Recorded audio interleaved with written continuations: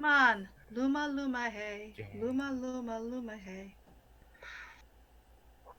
Great, now it's stuck in my head. Everyone was getting into chat, and I was getting into the stage, and I was trying to get in, but the stage kept moving and moving. I couldn't get in. Oh, Yeah. no. There's Sonia. If the Numa Numa is stuck in my head still by the end of the show, that's what the song I'm gonna sing at is gonna be to the tune of. Okay, guys, we are live. Hello, people who are watching us, maybe. Okay, hello. They're not real. Hello to our Salutations. audience. It seems I cannot see how many of you there are. My Twitch is being glitchy. That's brilliant. Okay, hello to the audience, anybody who's here. Can you hear us? We have a chat.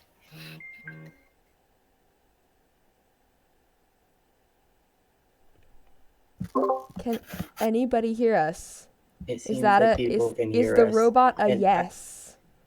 Is I the was- robot a yes? Is the robot I emoji listened a to yes? the stream, and I believe we can be heard. Okay, then it's just a matter of if anybody's... Okay, got confirmation that someone could hear us. Okay, in any case, anybody who is here, hello. We are streaming Love's Labor's Lost today for our very first stream. And for the stream, we thought it would be kind of fun to feature a bunch of staff. Because, well, actually all of the staff, just so that you guys can hear our voices and know that we are, in fact, real people. And we exist. We do. So, Speak for yourself. let's just make a round and say what our names are, what characters we're playing, and then I think we can just get right into it. I'll kick us off. I'm player 71. I will be playing Byron and Dumaine and Longaville. Okay. Playing Rosaline and Catherine. And your name? Luma. You're cutting out the beginnings of your sentences. Oh no. Well, So it's I'm fine. playing Rosaline and Catherine. So that was Luma for... It kind of cut off. About that. Okay, who wants to go next? Hi, I'm Raven Allegory 13, and I'm going to be playing the Princess of France. I'm Shasta Drake, and I am not a real person, unlike what player said. But I'm going to be playing the King Ferdinand and Costard. Hi, I'm Maddie. I'm going to be playing, if I can read, I'm playing Don Adriano de Armando and Holofernes. Hi there, I'm NotAVampyre. I will be playing Maria Giaconetta and Mercade the Messenger. Hi, I'm Hef. I will be playing Sir Nathaniel and the First Lord. And, Hey, what's up, YouTube? I'm gonna be playing Dull and Moth, and I'm Reese. Okay, I am Sonyaliloquy, and I am the Forester and Boyer. Okay, is that everyone?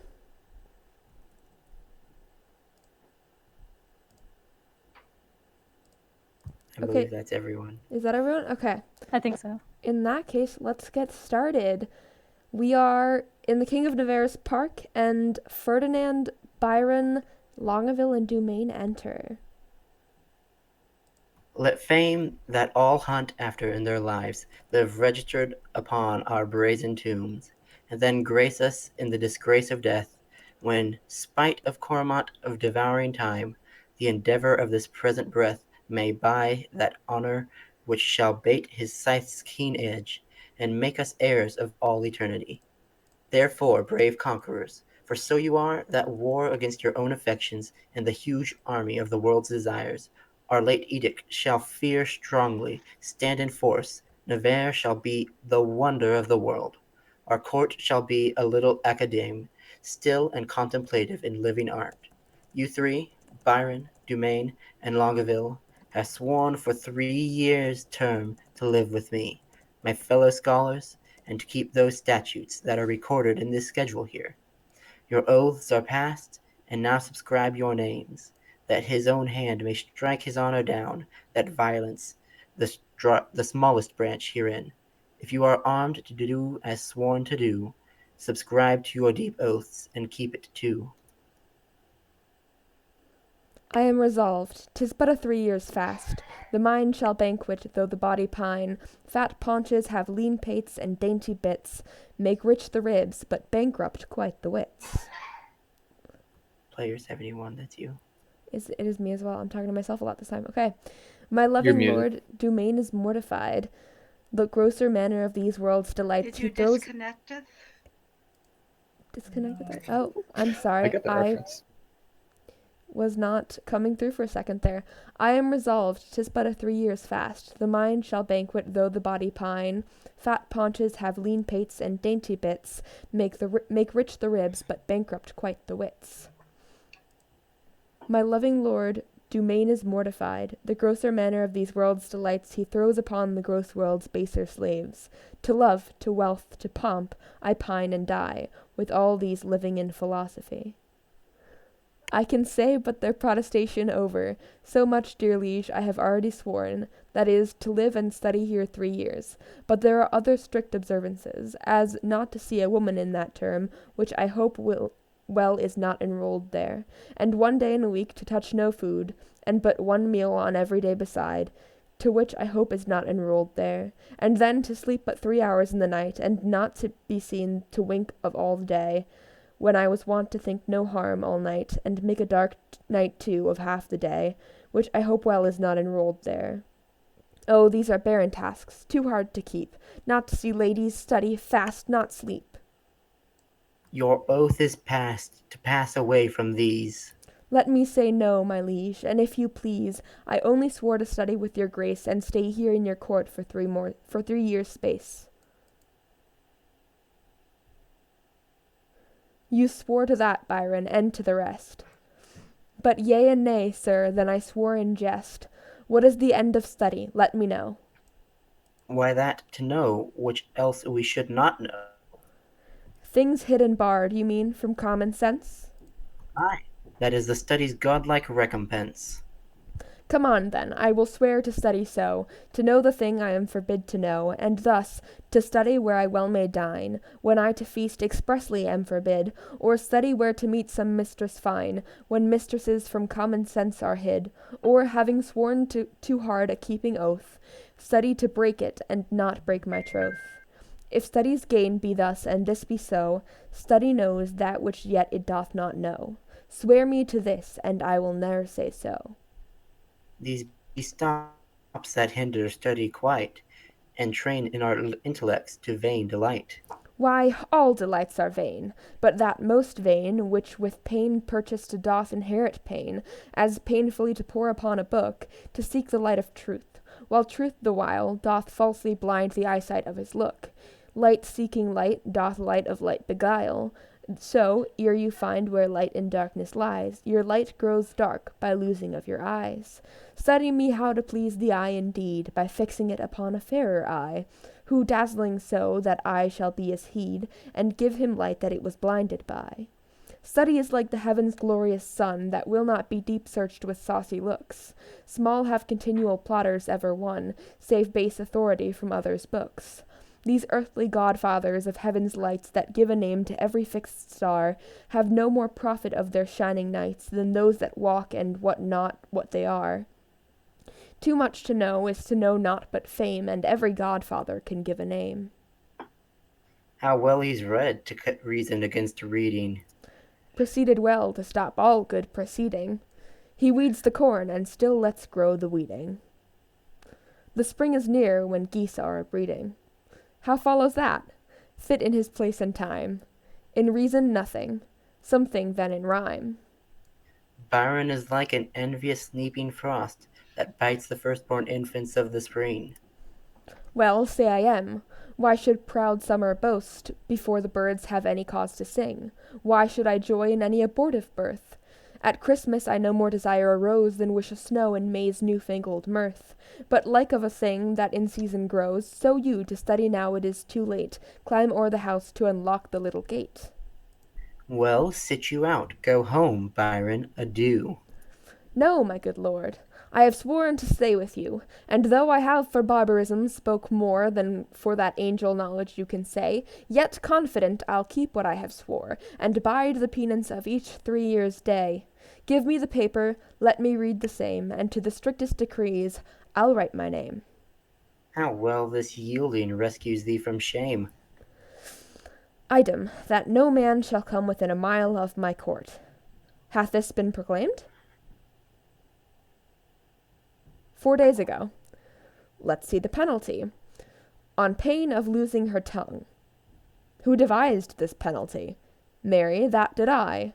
Sweet lord, and why? To fright them hence with that dread penalty, a dangerous law against gentility. Item, if any man be seen to talk with a woman within the term of 3 years, he shall endure such public shame as the rest of the court can possibly devise. This article, my liege, yourself must break, for well you know here comes in embassy the French king's daughter with yourself to speak, a maid of grace and complete majesty, about surrender up of Aquitaine to her decrepit, sick, and bedrid father. Therefore this article is made in vain, or vainly comes the admired princess hither. What say you, lords? Why, this was quite forgot. So study evermore is overshot. While it doth study to have what it would, it doth forget to do the thing it should. And when it hath the thing it hunteth most, 'tis one as towns with fire, so won, so lost. We must of force dispense with this decree. She must lie here on mere necessity. Necessity will make us all forsworn 3,000 times within this 3 years' space, for every man with his affects is born, not by might mastered, but by special grace. If I break faith, this word shall speak for me. I am forsworn on mere necessity. So to the laws at large I write my name. And he subscribes. And he that breaks them in the least degree stands in attainder of eternal shame. Suggestions are to other as to me, but I believe, although I seem so loath, I am the last that will keep this oath. But is there no quick recreation guaranteed? Or granted? Aye, that there is. Our court, you know, is haunted with a refined traveller of Spain, a man in all the world's new fashion planted, that hath a mint of phrases in his brain, of one whom the music of his own vain tongue doth ravish like enchanting harmony, a man of compliments, whom right and wrong have chose as umpire of their mutiny. This child of fancy, that Armado hight, for interim to our studies shall relate, in high-born words, the worth of many a knight, from tawny Spain, lost in the world's debate. How you delight, my lords, I know not. But I protest, I love to hear him lie, and I will use him for my minstrelsy. Armado is a most illustrious wight, a man of fire new words, fashion's own knight. Costard the swain, and he shall be our sport, and so to study 3 years is but short. Enter Dull with the letter and Costard. Which is the Duke's own person?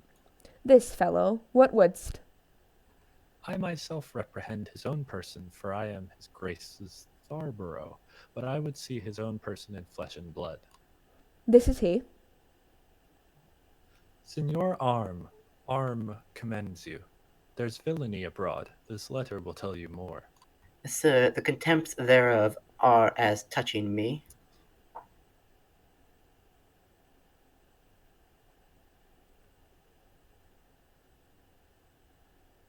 Oh, that's me again. A letter from the magnificent Armado. How low sober the matter, I hope in God for high words. A high hope for a low heaven, God grant us patience. To hear, or forbear laughing? To hear meekly, sir, and to laugh moderately, or to forbear both. Well, sir, be it as the style shall give us cause to climb in the merriness. The matter is to me, sir, as concerning Jaquenta. The manner of it is, I was taken with the manner. In what manner? In manner and form following, sir. All those 3. I was seen with her in the manor house, sitting with her upon the form, and taken following her into the park, which, put together, is in manner and form following. Now, sir, for the manner, it is the manner of a man to speak to a woman. For the form, in some form, For the following, sir? as it shall follow in my correction, and God defend the right. Will you hear this letter with attention? As we would hear an oracle. Such is the simplicity of man to hearken after the flesh. Great deputy, the Welkin's vicegerent and sole dominator of Navarre, my soul's earth's god and body's fostering patron. Not a word of costard yet? So it is. It may be so, but if he say it is so, he is in telling truth, but so. Peace be to me and to every man that dares not fight. No words of other men's secrets, I beseech you. So it is, besieged with sable-coloured melancholy, I did commend the black oppressing humour to the most wholesome physic of thy health-giving air, and I, as a gentleman, betook myself to walk, the time when, about the 6th hour, when beasts graze, birds best peck, and men sit down to that nourishment which is called supper. So much for the time when, now for the ground which I walked upon, is yclept thy park. Then for the place where I did encounter that obscene and a preposterous event, that draweth from my snow-white pen the ebon-coloured ink, which here thou viewest, beholdest, surveyest, or seest. But to the place where it standeth northeast, and by east from the west corner of thy curious knotted garden. There did I see that low-spirited swain, that base minnow of thy mirth. Me? That unlettered small knowing soul. Me? That shallow vassal. Still me? Which, as I remember, high costard, oh, me! Sorted and consorted, contrary to thy established proclaimed edict, and continent canon, which but with this passion to say, wherewith, with a wench, with a child of our grandmother Eve, a female, or, for thy more sweet understanding, a woman. Him I, as my ever-esteemed duty pricks me on, have sent to thee, to receive the meed of punishment by thy sweet grace's officer, Anthony Dole, a man of good repute, carriage, bearing, and estimation. Me, and shall please you. I am Anthony Dull. For Jaquenetta, so is the weaker vessel called, which I apprehended with the aforesaid swain. I kept her as a vessel of the law's fury, and shall, at the least of thy sweet notice, bring her to trial. Thine, in all compliments of devoted and heart-burning heat of duty, Don Adriano de Armado. This is not so well as I looked for, but the best that I ever heard. Ay, the best for the worst. But, sirrah, what say you to this? Sir, I confess the wench. Did you hear the proclamation? I do confess much of the hearing it, but little of the marking of it. It was proclaimed a year's imprisonment, to be taken with a wench. I was taken with none, sir. I was taken with a damsel. Well, it was proclaimed damsel. This was no damsel neither, sir. She was a virgin. It is so very too, for it was proclaimed virgin. If it were, I deny her virginity. I was taken with a maid. This maid will not serve your turn, sir. This maid will serve my turn, sir. Sir, I will pronounce your sentence. You shall fast a week with bran and water. I had rather pray a month with mutton and porridge. And Don Armado shall be your keeper. My Lord Byron, see him delivered o'er, and we go, we, lords, to put in practice that with each to other hath so strongly sworn. Exeunt Ferdinand Longaville and Dumaine. I'll lay my head to any good man's hat. These oaths and laws will prove an idle scorn. Sirrah, come on. I suffer for the truth, sir, for true it is. I was taken with Jaquinetta, and Jaquinetta is a true girl, and therefore welcome the soup cur of prosperity. Affliction may one day smile again. Until then, sit thee down, sorrow. And everybody exits. In scene 2, enter Don Adriano de Armato and Moth. Boy, what sign is it when a man of great spirit grows melancholy? A great sign, sir, that he will look sad. Why, sadness is one and the self-same thing, dear imp. No, no, oh Lord, sir, no. How canst thou part sadness and melancholy, my tender juvenile? By a familiar demonstration of the working, my tough senior. Why tough senior? Why tough senior? Why tend a juvenile? Why tend a juvenile? I spoke it, tender juvenile, as a congruent epiton appertaining to thy young days, which we may nominate tender. And I, tough senior, as an appurtenant title to your old time, which we may name tough.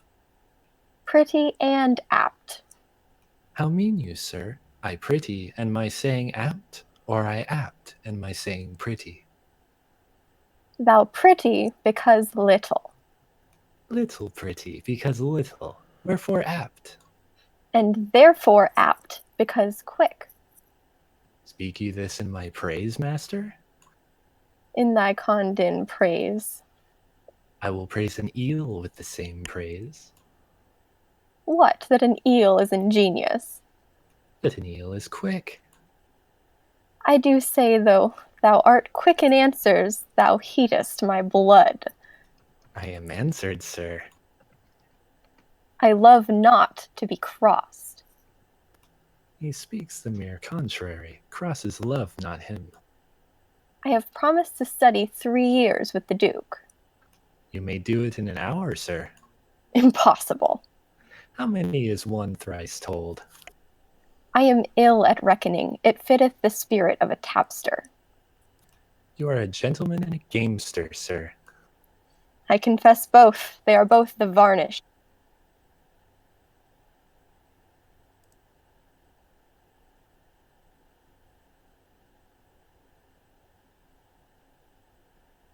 Of a complete. Which the base vulgar do call three. True. Why, sir, is this such a piece of study? Now here is 3 studied, ere you'll thrice wink, and how easy it is to the word 3, and study 3 years in 2 words. The dancing horse will tell you. A most fine figure. To prove you a cipher. I will hereupon confess I am in love, and as it is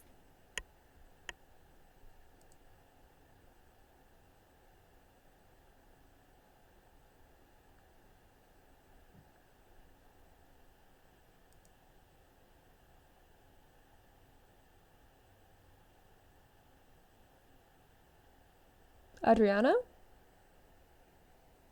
base for a soldier.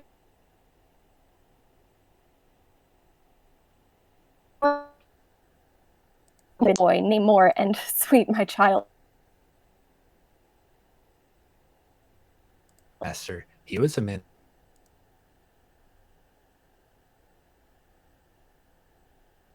of good.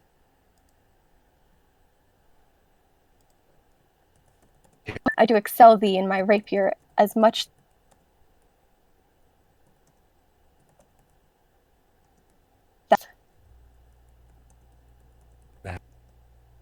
of what complexion? Of all the 4, or the 3, or the 2. Tell me precisely. Sir? Is that one of the 4 complexions? As I have read, sir, and the best of them too. Indeed, is the color of lovers, but to have a all reason for it.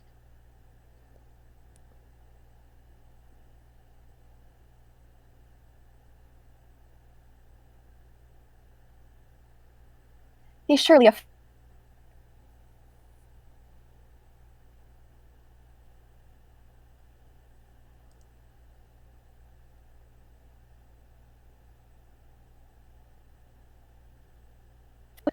define.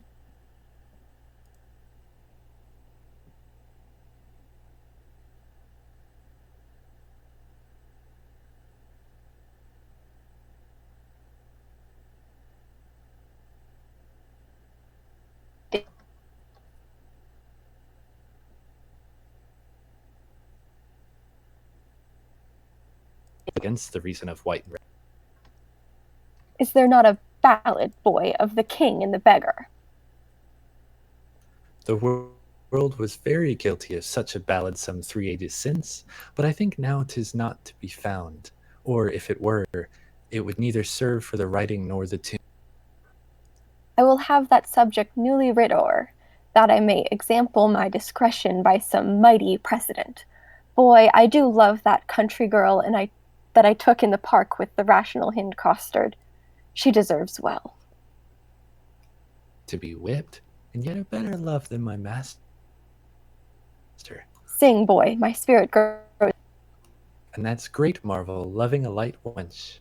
I say, sing. Forbear till this company be past.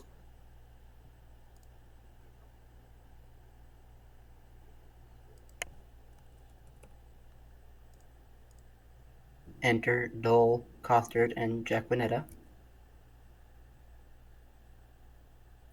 Sir, the Duke's pleasure is that you keep Costard safe, that you must suffer him to take no delight nor no penance, but I must fast 3 days a week. For this damsel I must keep her at the park. She is allowed for the day woman. Fare you well. I do betray myself with blushing. Maid! Man, I will visit thee at the lodge. that's hereby. I know where it is situate. Lord, how wise you are. I will tell thee wonders. With that face? I love thee. So I heard you say. And so farewell. Fair weather after you. Come, Jaquinetta, away.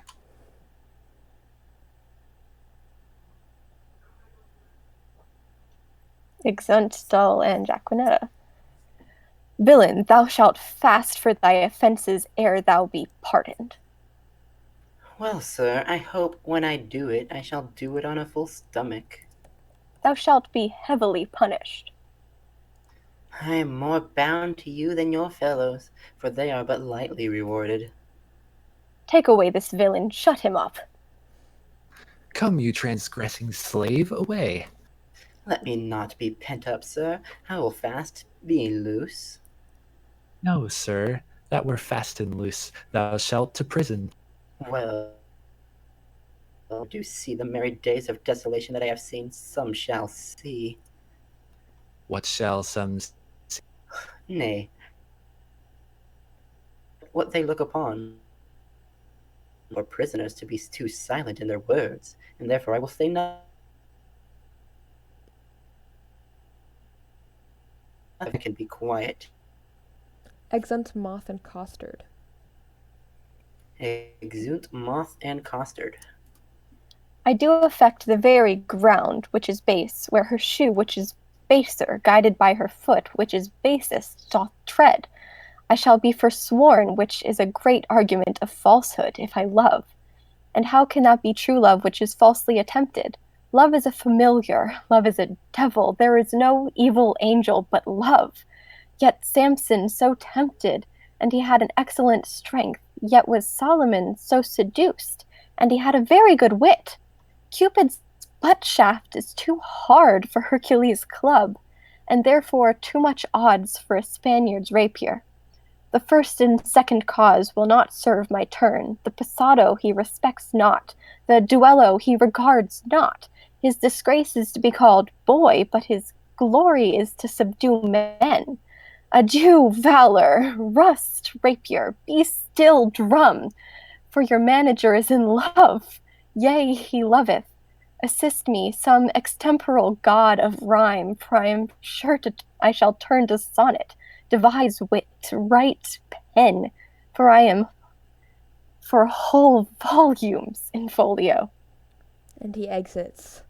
And we move to Act 2. Enter the Princess of France, Rosaline, Maria, Catherine, Boyette, lords, and other attendants. Now, madam, summon up your dear spirits. Consider who the king your father sends, to whom he sends, and what's his embassy. Yourself, held precious in the world's esteem, to parley with the sole inheritor of all perfections that a man may owe. The plea of no less weight than Aquitaine, a dowry for a queen. Be now as prodigal of all dear grace, as nature was in making graces dear, when she did starve the general world beside, and prodigally gave them all to you. Good Lord Boyette, my beauty, though but mean, needs not the painted flourish of your praise. Beauty is but by judgment of the eye, not uttered by base sale of chapmen's tongues. I am less proud to hear you tell my worth than you much willing to be counted wise, in spending your wit in the praise of mine. But now to task the tasker. Good Boyette, you are not ignorant, all telling fame doth noise abroad, Navarre hath made a vow, till painful study shall outwear 3 years, no woman may approach his silent court. Therefore, seemeth it a needful course, before we enter his forbidden gates, to know his pleasure, and in that behalf, bold of your worthiness, we single you as our best moving fair solicitor. Tell him, the daughter of the King of France, on serious business, craving quick dispatch, importunes personal conference with his grace. Haste signifies so much, while we attend, like humble-visaged suitors, his high will. Proud of employment, willingly I go. All pride is willing pride, and yours is so. And Boyette exits. Who are the votaries, my loving lords, that are vow fellows with this virtuous duke?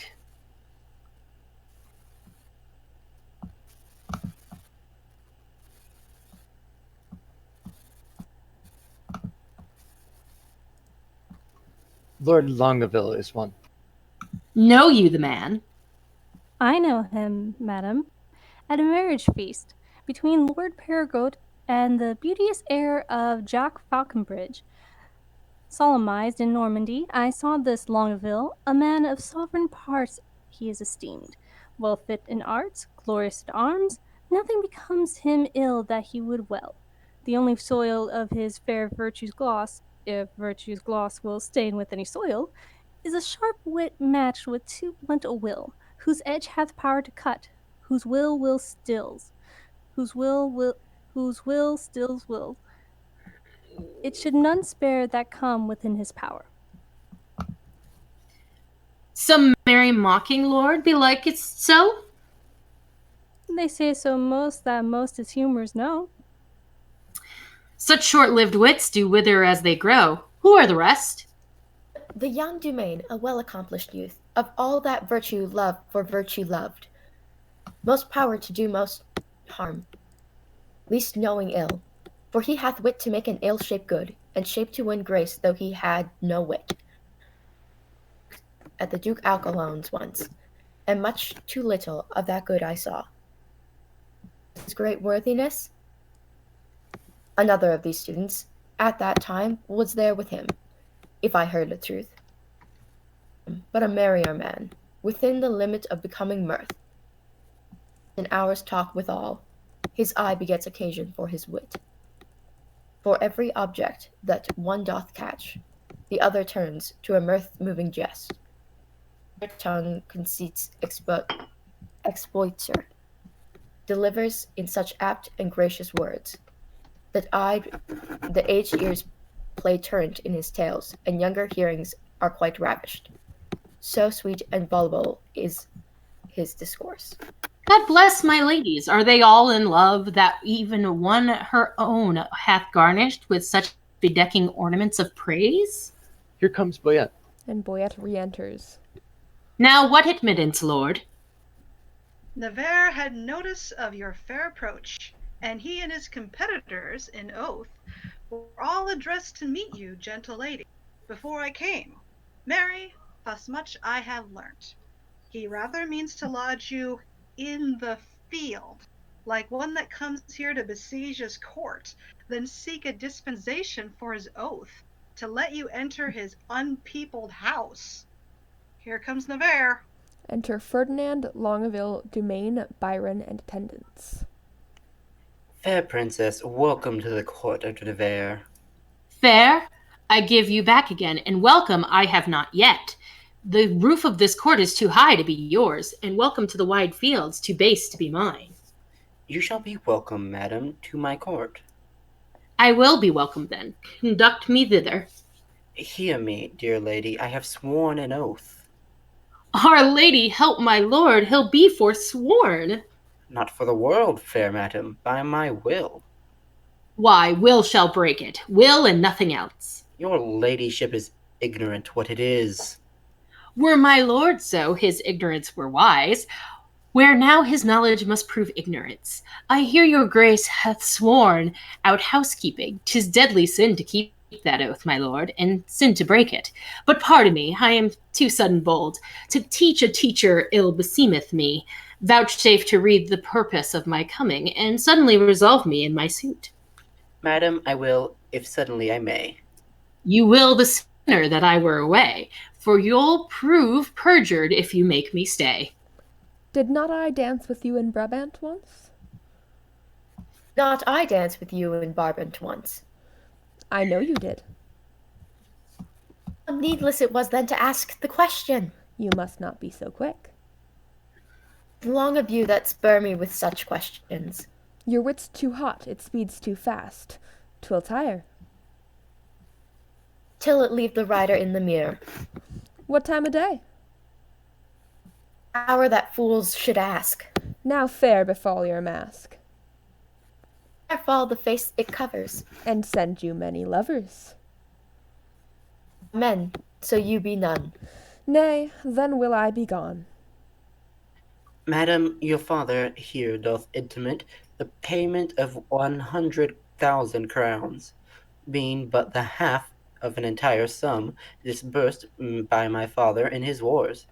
But say that he, or we, as neither have, received that sum, yet there remains unpaid 100,000 more, in surety of the which one part of Aquitaine is bound to us, although not valued to the money's worth. If the king, your father, will restore but that one half which is unsatisfied, we will give up our right in Aquitaine, and hold fair friendship with his majesty. But that, it seems, he little purposeth, for here he doth demand to have repaid 100,000 crowns, and not demands, on payment of 100,000 crowns, to have his title live in Aquitaine, which we much rather had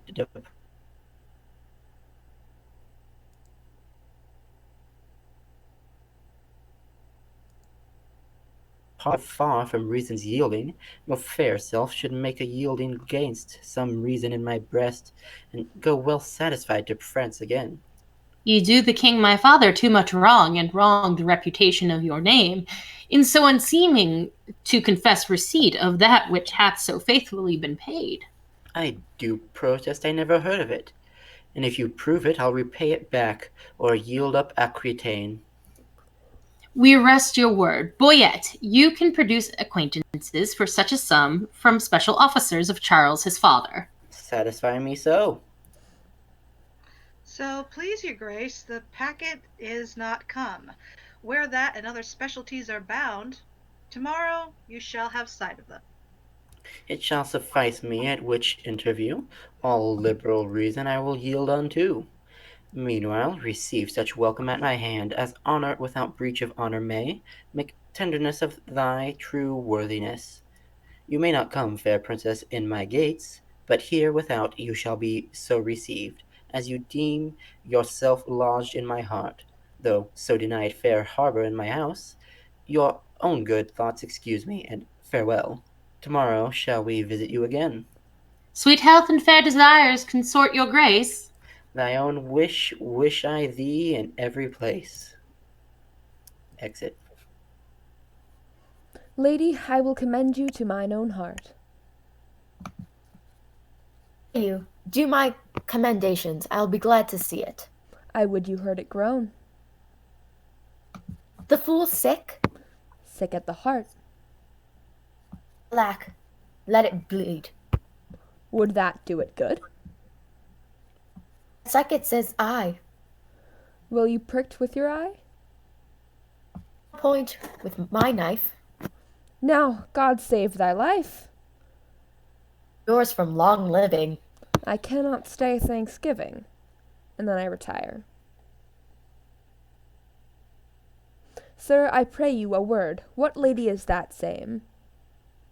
The heir of Alencon, Catherine her name. A gallant lady. Monsieur, fare you well, and do main exits. I beseech you a word. What is she in the white? A woman sometimes, and you saw her in the light. Perchance light in the light. I desire her name. She hath but one for herself. To desire that were a shame. Pray you, sir, whose daughter? Her mother's, I've heard. God's blessing on your beard. Good sir, be not offended. She is an heir of Falconbridge. Nay, my collar is ended. She is a most sweet lady.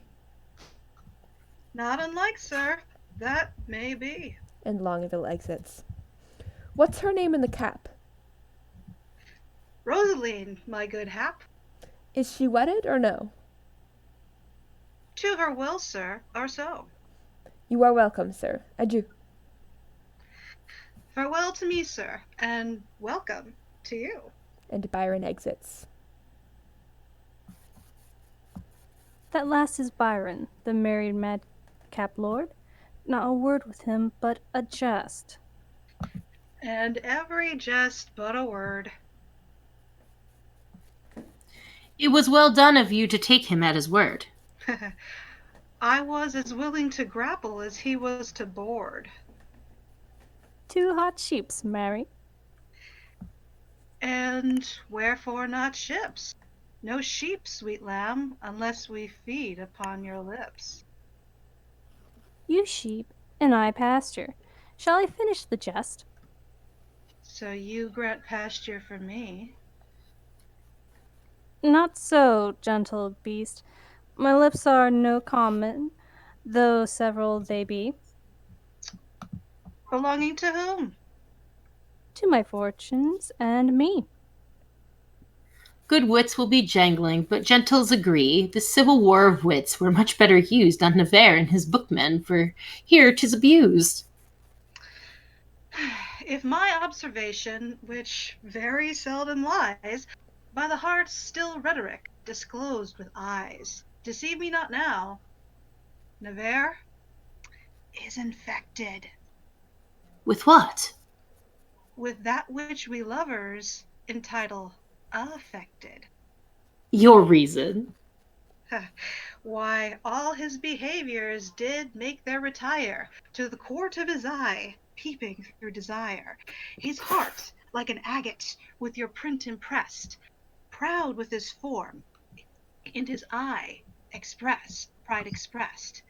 His tongue, all impatient to speak and not see, did stumble with haste in his eyesight to be.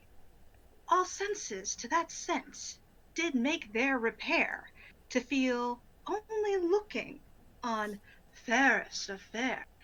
Methought all his senses were locked in his eye, as jewels in to buy, who, tendering their own worth from where they were glassed, did point you to buy along as you passed. His face's own margent did quote such amazes, that all eyes saw his eyes enchanted with gazes. I'll give you Aquatine and all that is his, and you give him for my but one loving kiss. Come to our pavilion. Boyette is disposed. But to speak that words which his eye hath disclosed, I only made a mouth of his eye, by adding a tongue which I know will not lie. Dodge an old love-monger and speaketh skillfully. He is Cupid's grandfather and learns news of him. Was Venus like her mother? For her father is but grim. Do you hear, my bad wenches? No. What then, do you see? Aye, our way to be gone. You are too hard for me. Excellent, and we move to Act 3, where Don Adriano D'Armado and Moth enter. Warble, child, make passionate my sense of hearing. Concolonel. Do do do do do do do do do do do. Sweet air, go tenderness of years, take this key. Give enlargement to the swain, bring him festainly hither. I must employ him in a letter to my love. Master, will you win your love with a French brawl? How meanest thou, brawling in French? No, my complete master, but to jig off a tune at the tongue's end, canary to it with your feet humor, it with turning up your eyelids, sigh a note, and sing a note, sometime through the throat, as if you swallowed love with singing love, sometime through the nose, as if you snuffed up love by smelling love, with your hat penthouse-like o'er the shop of your eyes, with your arms crossed on your thin belly doublet like a rabbit on a spit, or your hands in your pocket like a man after the old painting. And keep not too long in one tune, but a snip and away. These are compliments, these are humours. These betray nice wenches, that would be betrayed without these, and make them men of note. Do you note me? That are most effective to these. How hast thou purchased this experience? By my penny of observation. But oh, The hobby horse is forgot. callest thou my love hobby horse? No, master, the hobby or perhaps a hackney. But have you forgot your love? I almost had. Negligent student, learn her by heart. By heart and in heart, boy. And out of heart, master, all those three I will prove. What wilt thou prove? A man, if I live, and this by, in, and without, upon the instant. By heart you love her, because your heart cannot come by her. In heart you love her, because your heart is in love with her. And out of heart you love her, being out of heart that you cannot enjoy her. I am all these three. And 3 times as much more, and yet nothing at all. Fetch hither the swain, he must carry me a letter. A message well sympathized, a horse to be ambassador for an ass. What sayest thou? Marry, sir, you must send the ass upon the horse, for he is very slow-gaited. But I go. The way is but short, away. As swift as lead, sir. The meaning, pretty ingenious, is not lead a metal heavy, dull, and slow. Meaning, honest master, or rather, master, no. I say lead is slow. You are too swift, sir, to say so. Is that lead slow which is fired from a gun? Sweet smoke of rhetoric, he reputes me a cannon, and the bullet, that's he. I shoot thee at the swain. Thump, then, and I flee. And Moth exits. Most acute juvenile, voluble, and free of grace, by thy favour, sweet welkin, I must sigh in thy face. Most rude melancholy valour gives thee place. My herald is returned. Moth comes back with costard. A wonder, master, here's a costard broken in a shed. Some enigma, some riddle. Come, thy l'envoy, begin. No enigma, no riddle, sir. No l'envoy, no salve in the mail, sir. Oh, sir, plantain, a plain plantain. No l'envoy, no salve, sir, but a plantain. By virtue thou enforcest laughter, thy silly thought my spleen. The heaving of my lungs provokes me to ridiculous smiling. Oh, pardon me, my stars, doth the inconsiderate take salve for l'envoy, and the word l'envoy for a salve? Do the wise think them other? Is not l'envoy a salve? No, page, it is an epilogue or discourse to make plain some obscure precedence that hath tofore been sane. I will example it. The fox, the ape, and the humble bee were still at odds, being but three. There's the moral. Now the envoy. I will add the l'envoy. Say the moral again. The fox, the ape, and the humble bee were still at odds, but being three. Until the goose came out the door and stayed the odds by adding 4. Now will I begin your moral, and do you follow with my l'envoy. The fox, the ape, and the humble bee were still at odds, being but 3. Until the goose came out the door, staying the odds by adding 4. A good l'envoy, ending in the goose. Would you desire more? The boy hath sold him a bargain, a goose that's flat. Sir, your pennyworth is good, and your goose be flat. To sell a bargain well is as cunning as fast and loose. Let me see a fat l'envoy. Aye, that's a fat goose. Come hither, come hither. How did this argument begin? By saying that a costard was broken in a shin, then called you for the l'envoy.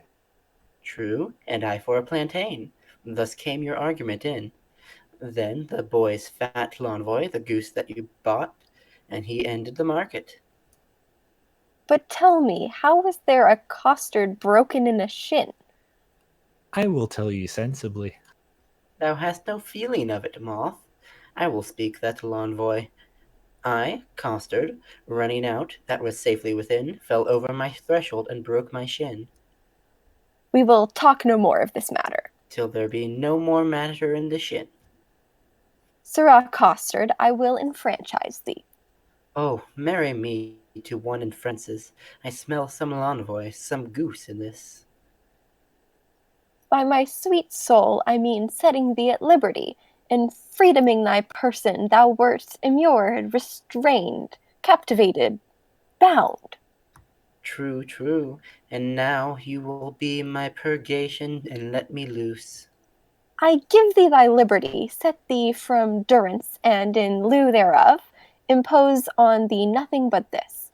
Bear this significant, hands a letter, country-made Jaquinetta, for there is a remuneration for the best ward of mine honor is rewarding my dependence. Moth, follow. And he exits. Like the sequel, I, Signor Costard, adieu. My sweet ounce of man's flesh, my incognito Jew. And Moth Exit exits. Moth. Now will I look to his remuneration? Oh, that's the Latin word for the 3 farthings. 3 farthings? Remuneration? What's the price of this inkle? 1 penny. No, I'll give you a remuneration. Why, it carries it. Remuneration. Why, it is a fairer name than French crown. I will never buy and sell out of this word. And Byron enters. Oh, my good knave Costard, exceedingly well met. Pray you, sir, how much carnation ribbon may a maiden buy for a remuneration? What is a remuneration? Marry, sir, halfpenny farthing. Why then, 3 farthing worth of silk. I thank your worship, God be with you. Stay, slave, I must employ thee. As thou wilt win my favour, good my knave, do one thing for me that I shall entreat. What would you have it done, sir? This afternoon. Well, I will do it, sir. Fare you well. Thou knowest not what it is. I shall know, sir, when I have done it. Why, villain, thou must know first. I will come to your worship tomorrow morning. It must be done this afternoon. Hark, slave, it is but this. The princess comes to hunt here in the park, and in her train there is a gentle lady. When tongues speak sweetly, then they name her name, and Rosaline they call her. Ask for her, and to her white hand see thou do commend this sealed up counsel. There's thy guerdon. Go. and I give him a shilling. Garden, oh sweet garden, better than remuneration, 11 pence, farthing better. My sweet garden, I will do it, sir, in print. Garden, remuneration. And he exits. And I exit. And I, forsooth, in love, I that have been love's whip, a very beadle to a humorous sigh, a critic, nay, a night-watch constable, a domineering pedant o'er the boy, than whom no mortal so magnificent. This wimpled, whining, purblind, wayward boy, this senior, junior, giant dwarf Dan Cupid, regent of love rhymes, lord of folded arms, the anointed sovereign of sighs and groans, liege of all loiterers and malcontents, dread prince of plackets, king of codpieces, sole imperator, and great general of trotting paradors. Oh, my little heart! And I to be a corporal of his field, and wear his colours like a tumbler's hoop! What, I? I love, I sue, I seek a wife.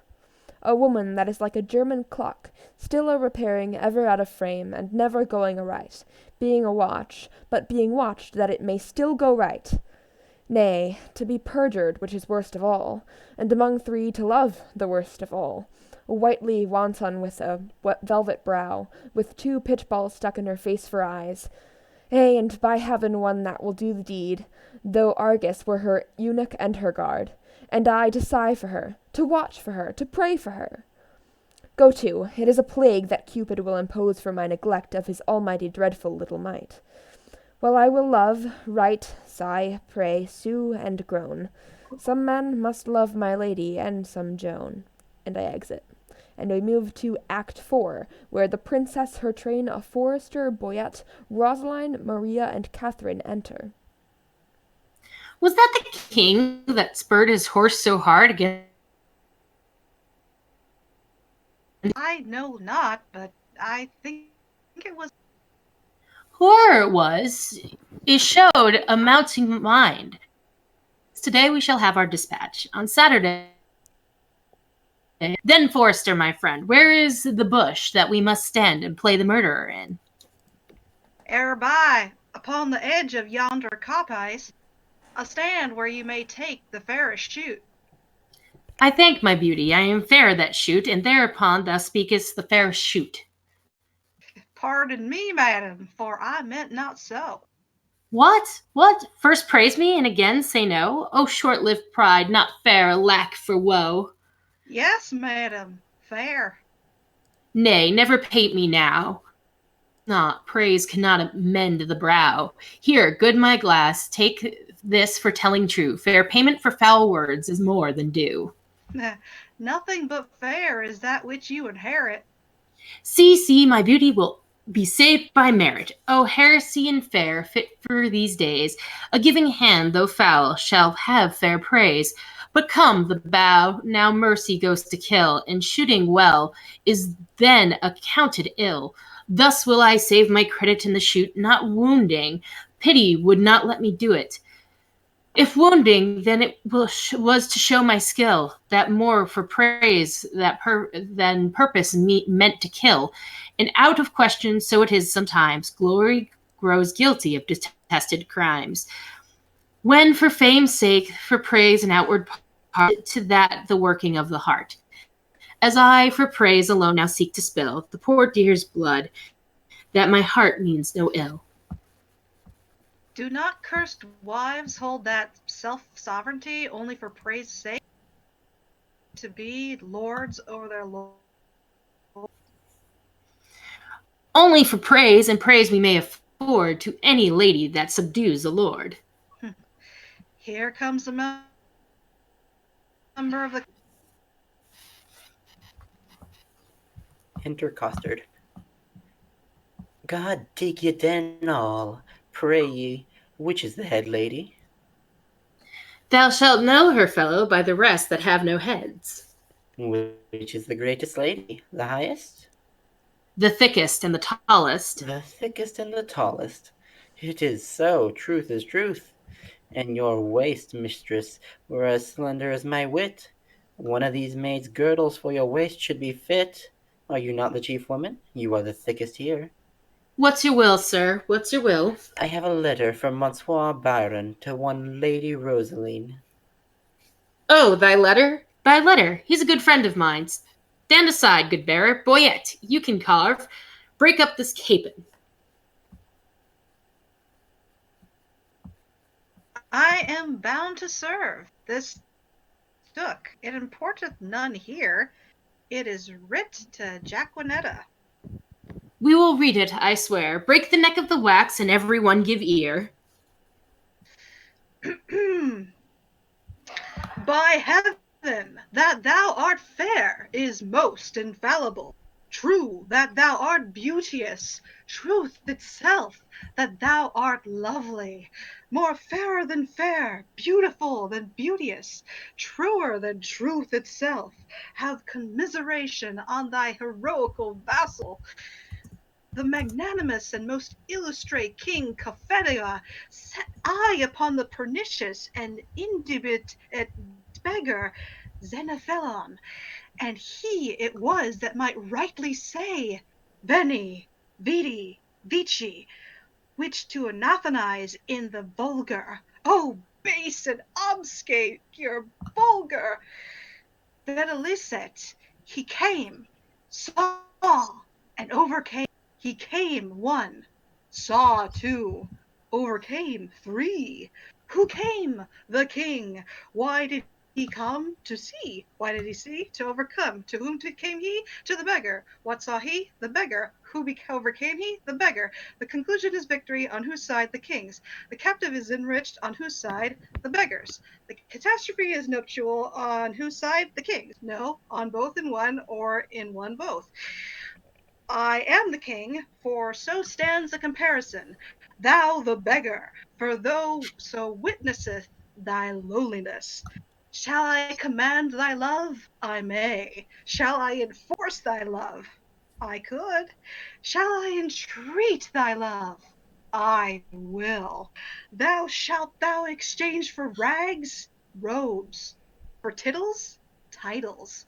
For thyself? Me. Thus, expecting thy reply, I profane my lips on thy foot, my eyes on thy picture, and my heart on thy every part. Thine, in the dearest design of industry, Don Adriano de Armado. Thus dost thou hear the Nemean lion roar 'gainst thee, thou lamb, that standest as his prey. Submissive fall his princely feet before, and he from forage will incline to play. But if thou strive, poor soul, what art thou then? Food for his rage, repasture for his den. What plume of feathers is he that indited this letter? What vane? What weathercock? Did you ever hear better? I am much deceived, but I remember the style. Else your memory is bad going o'er it hair while.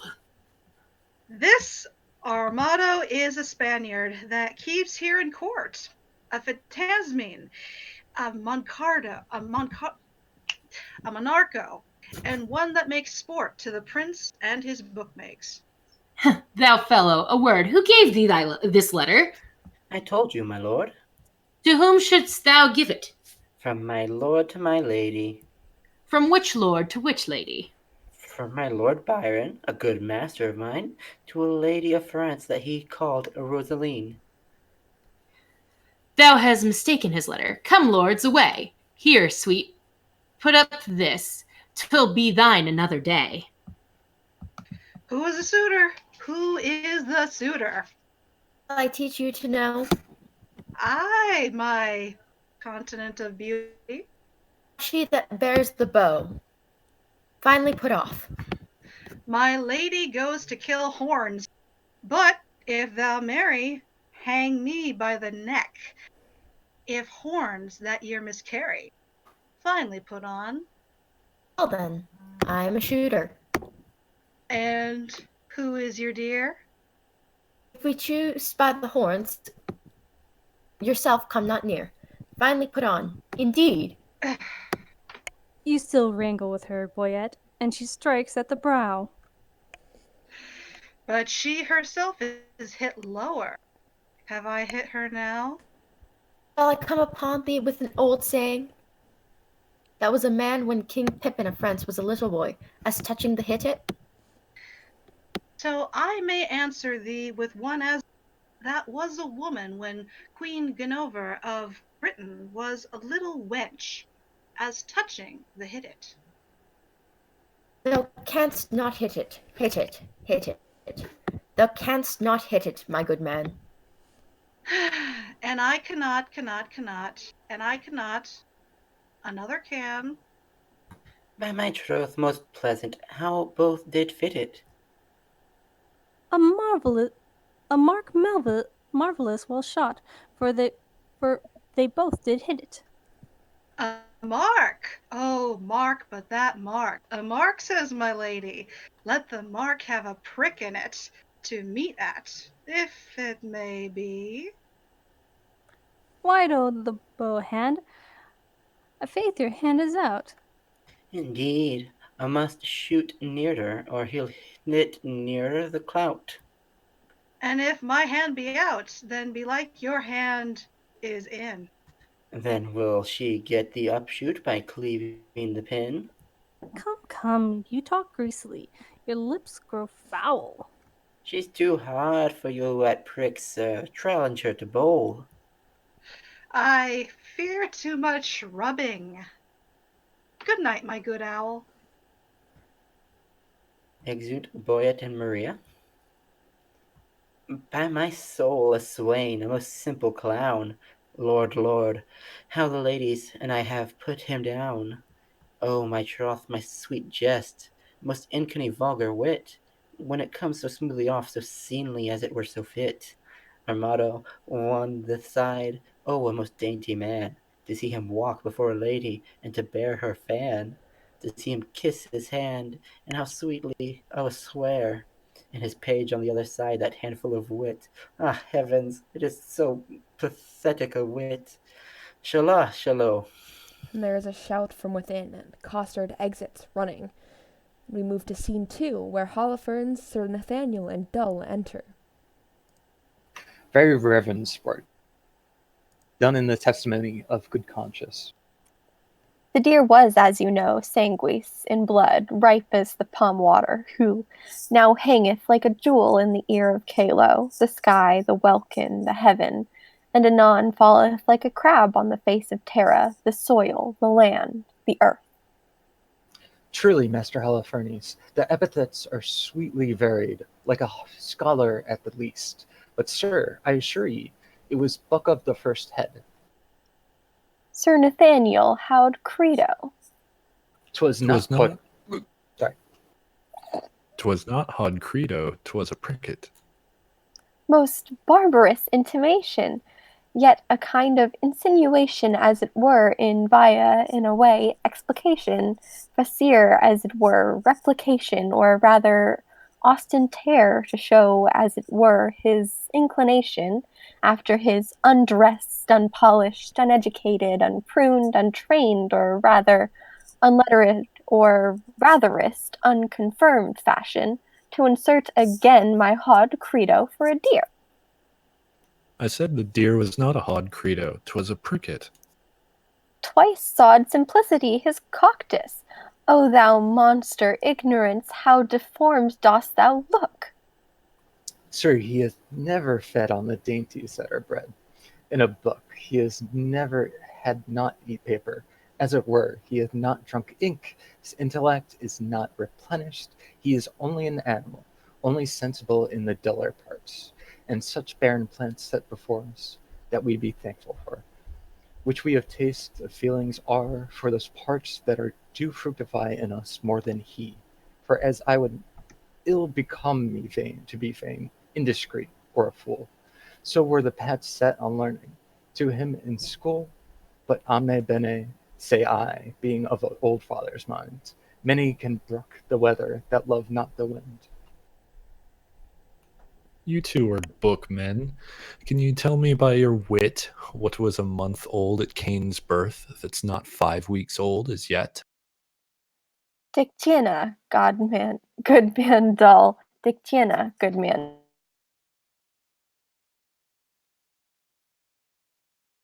To the moon. The moon was a month old when Adam was no more, and wrought not to 5 weeks when he came to 50. The illusion holds in the exchange. The collusion holds in the exchange. God comfort thy capacity, I say, the illusion holds in the exchange. And I say, the pollution holds in the exchange. For the moon is never but a month old, and I say beside that the princess killed. Sir Nathaniel, will you hear an extemporal epitaph on the death of the deer? Call the deer the...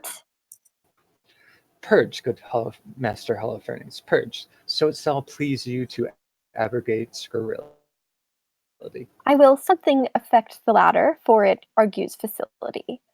The prayful princess pierced and pricked a pretty pleasing, some say a sore, but not a sore, till now made sore with shooting.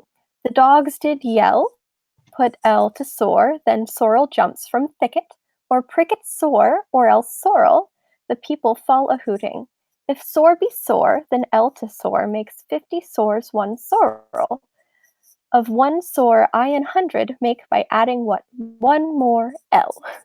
A rare talent. If a talent be a claw, look how he claws him with a talent. This is a gift that I have, simple, simple, a foolish, extravagant spirit, full of forms, figures, shapes, objects, ideas, apprehensions, motions, revolutions.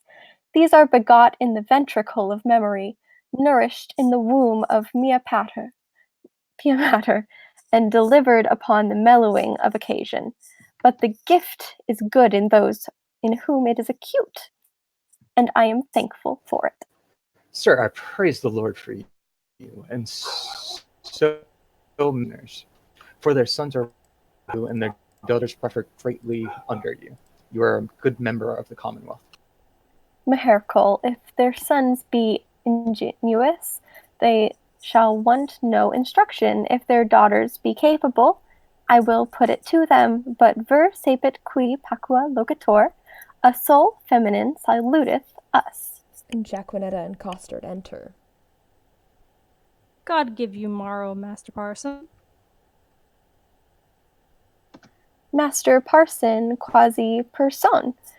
And if one should be pierced, which one is the one? Marry, Master Schoolmaster, he is likest to a hogshead. Piercing a hogshead, a good lustre of conceit in a tuft of earth, fire enough for a flint, pearl enough for a swine, 'tis pretty, it is well. Good Master Parson, be so good as to read me this letter. It was given to me by Costard and sent from Don Armado. I beseech you, read it. Faust, procura glida quado pecus, omne sub umbra ruminat, and so forth. Ah, good old Mantuan, I may speak of thee as the traveller doth of Venice. Venetia, Venetia, chi non ti vede non te praetia.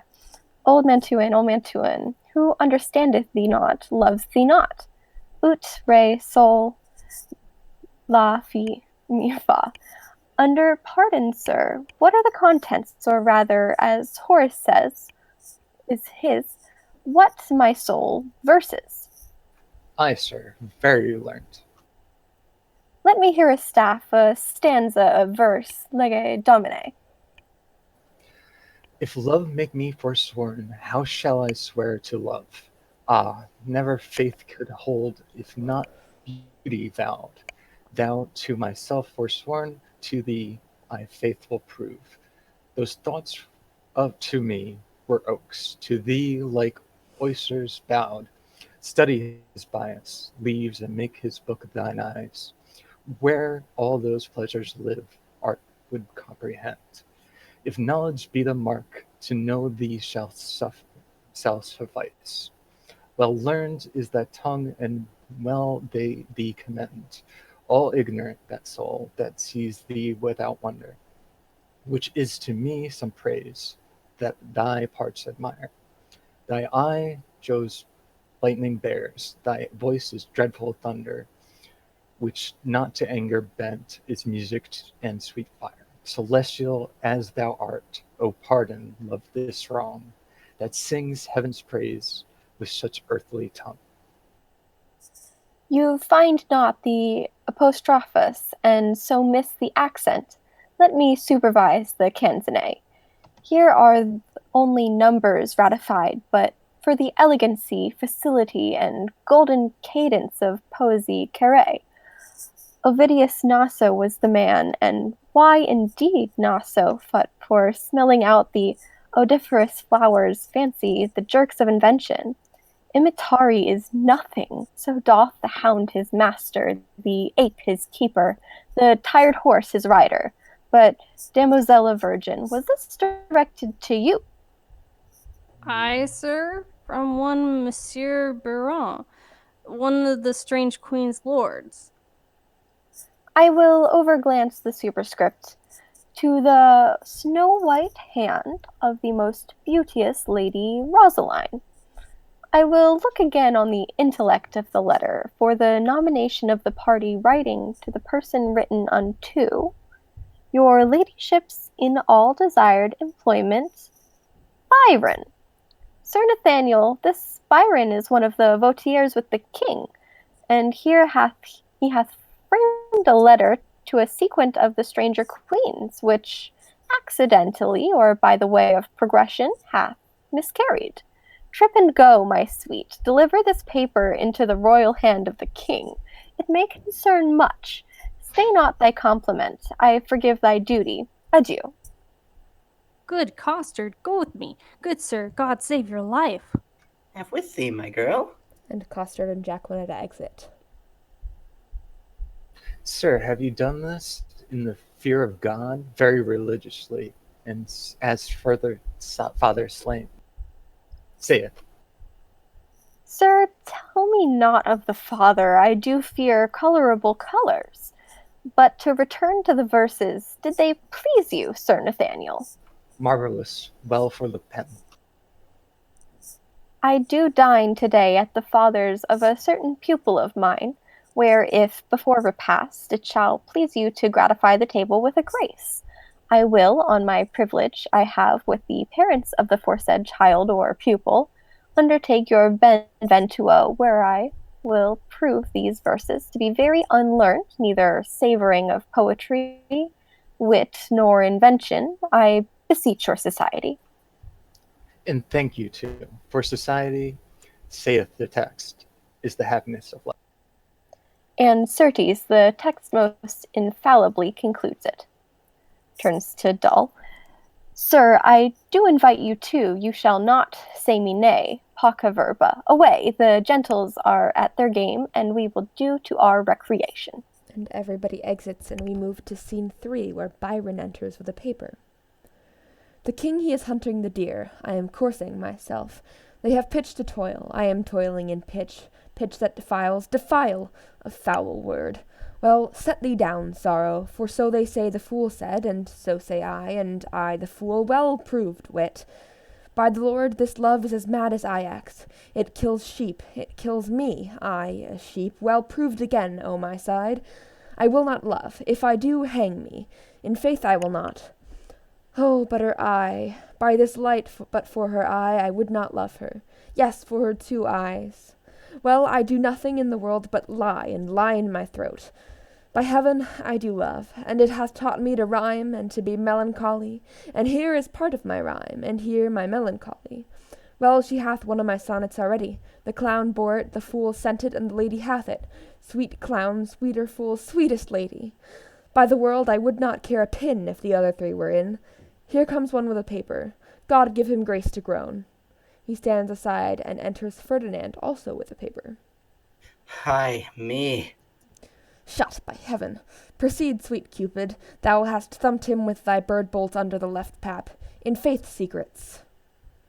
So sweet a kiss the golden sun gives not, those fresh morning drops upon the rose, as thy eye beams with their fresh rays have smote the night of dew that on my cheek dawn flows, nor shines the silver moon one half so bright through the transparent bosom of deep, as doth my face through tears of mine give light.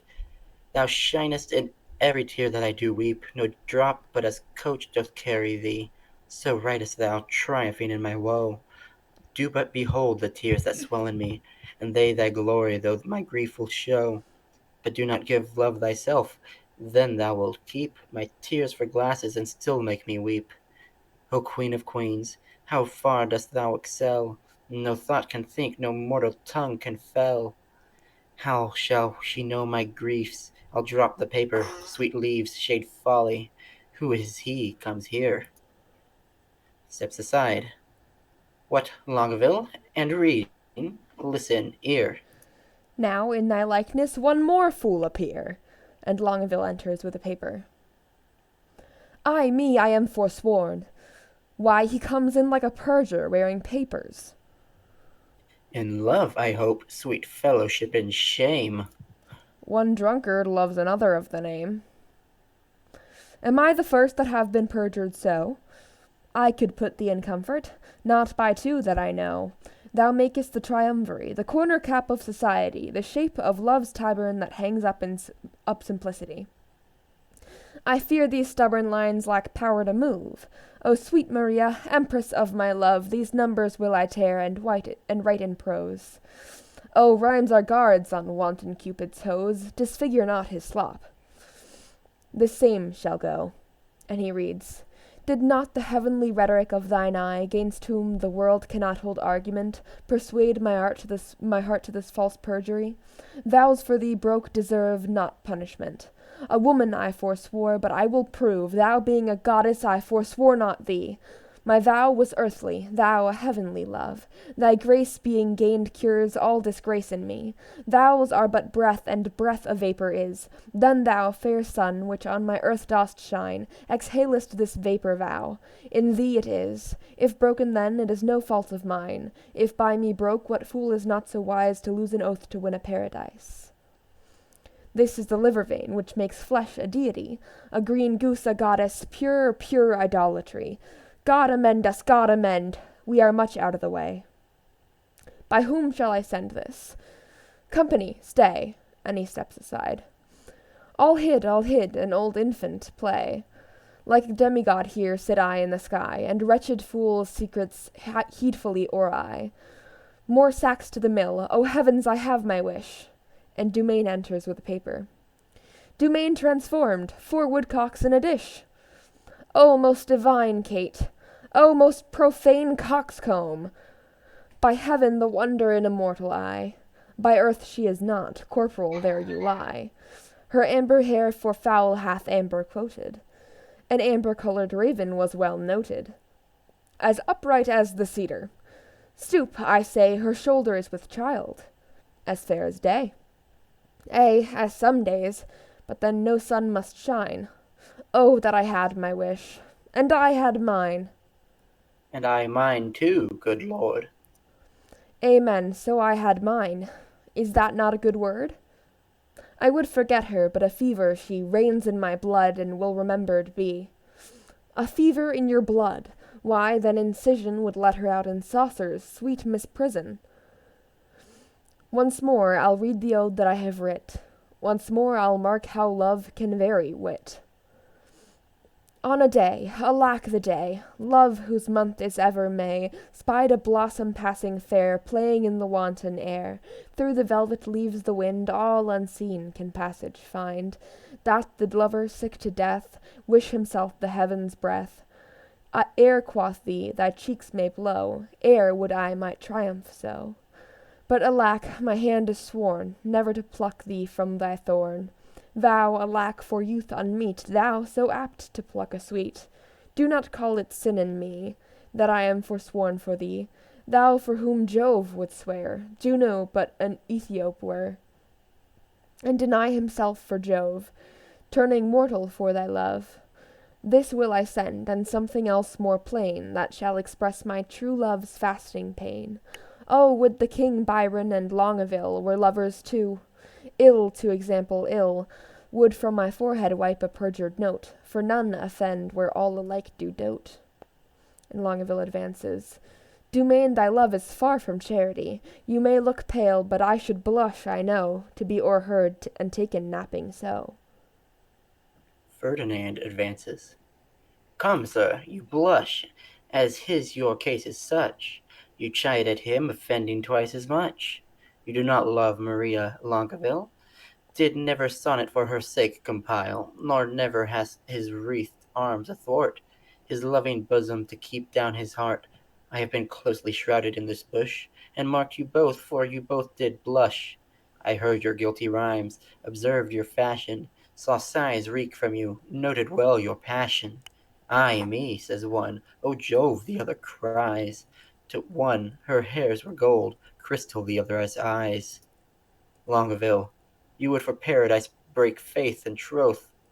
Dumaine, and Jove for your love would infringe an oath.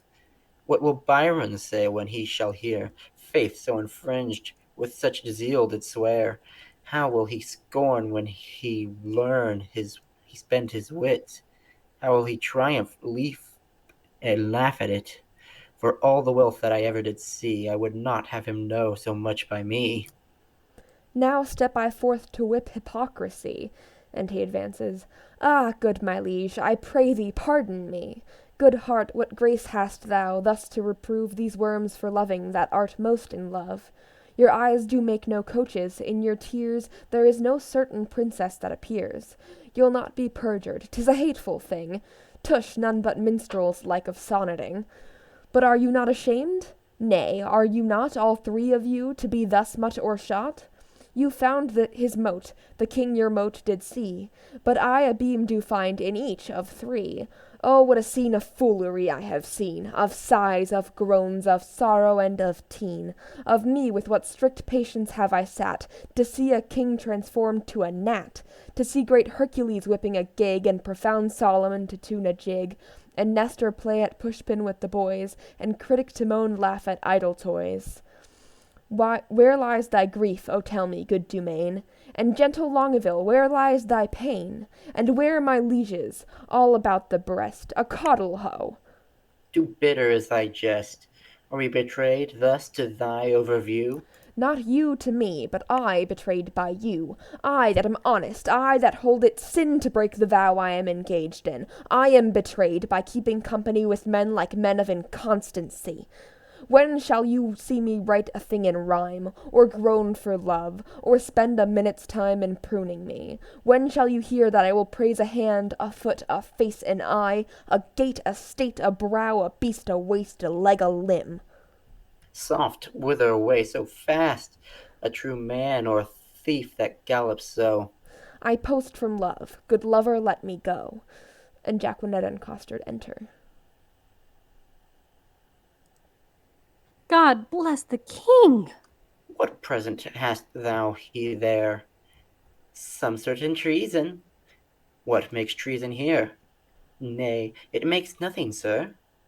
If it mar nothing neither, the treason and you go in peace away together.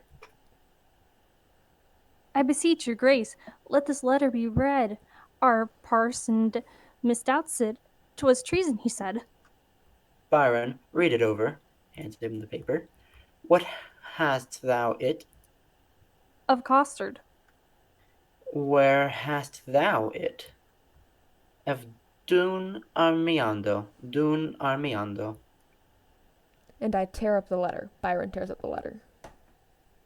How now? What is it in you? Why dost thou tear it? A toy, my liege, a toy. Your grace needs not fear it. It did move him to passion, and therefore let's hear it.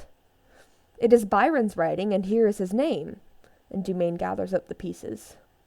And to Costard, Byron says, Ah, you whoreson loggerhead, you were born to do me shame. Guilty, my lord, guilty, I confess, I confess. What? That you three fools lacked me fool to make up the mess. He, and you, my liege, and I, are prick purses in love, and we deserve to die. Oh, dismiss this audience, and I shall tell you more. Now the number is even. True, we are 4. Will these turtles be gone? Hence, sirs, away! Walk aside the true folk, and let the traitor stay. And Costard and Jacquinetta exit. Sweet lords, sweet lovers, oh, let us embrace! As true we are as flesh and blood can be. The sea will ebb and flow, heaven show his face. Young blood doth not obey an old decree. We cannot cross the cause why we were born, therefore of all hands must we be forsworn. What did these rent lines show some love of thine? Did they, quoth you? Who sees the heavenly Rosaline, that, like a rude and savage man of Indy, at the first opening of the gorgeous east, bows not his vassal head, and strucken blind kisses the base ground with obedient breast? What peremptory eagle-sighted eye dares look upon the heaven of her brow that is not blinded by her majesty? What zeal, what fury hath inspired thee now? My love, her mistress is a gracious moon. She's an attending star, scarce seen a light. My eyes are then no eyes, nor I Byron. Oh, but for my love, day would turn to night.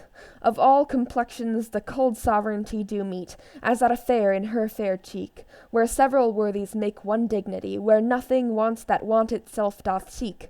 Lend me the flourish of all gentle tongues. Fie, painted rhetoric, oh, she needs it not. To things of sale a seller's praise belongs. She passes praise, then praise too short doth blot. A withered hermit, 50 winters worn, might shake off 50, looking in her eye. Beauty doth varnish age, as if newborn, and gives the crutch the cradle's infancy. Oh, 'tis the sun that maketh all things shine. By heaven, thy love is as black as Emily. Is ebony like her? Oh, wood divine! A wife of such wood were felicity. Oh, who can give an oath? Where is a book? That I may swear beauty doth beauty lack, if that she learn not of her eye to look. No face is fair that is not full so black. O paradox, black is like the badge of hell, the hue of dungeons in the suit of night, and beauty's crest becomes the heaven's well. Devils soon tempt, resembling spirits of light. Oh, if in black my lady's brows be decked, it mourns that painting and usurping hair should ravish doters with a false aspect, and therefore is she born to make black fair.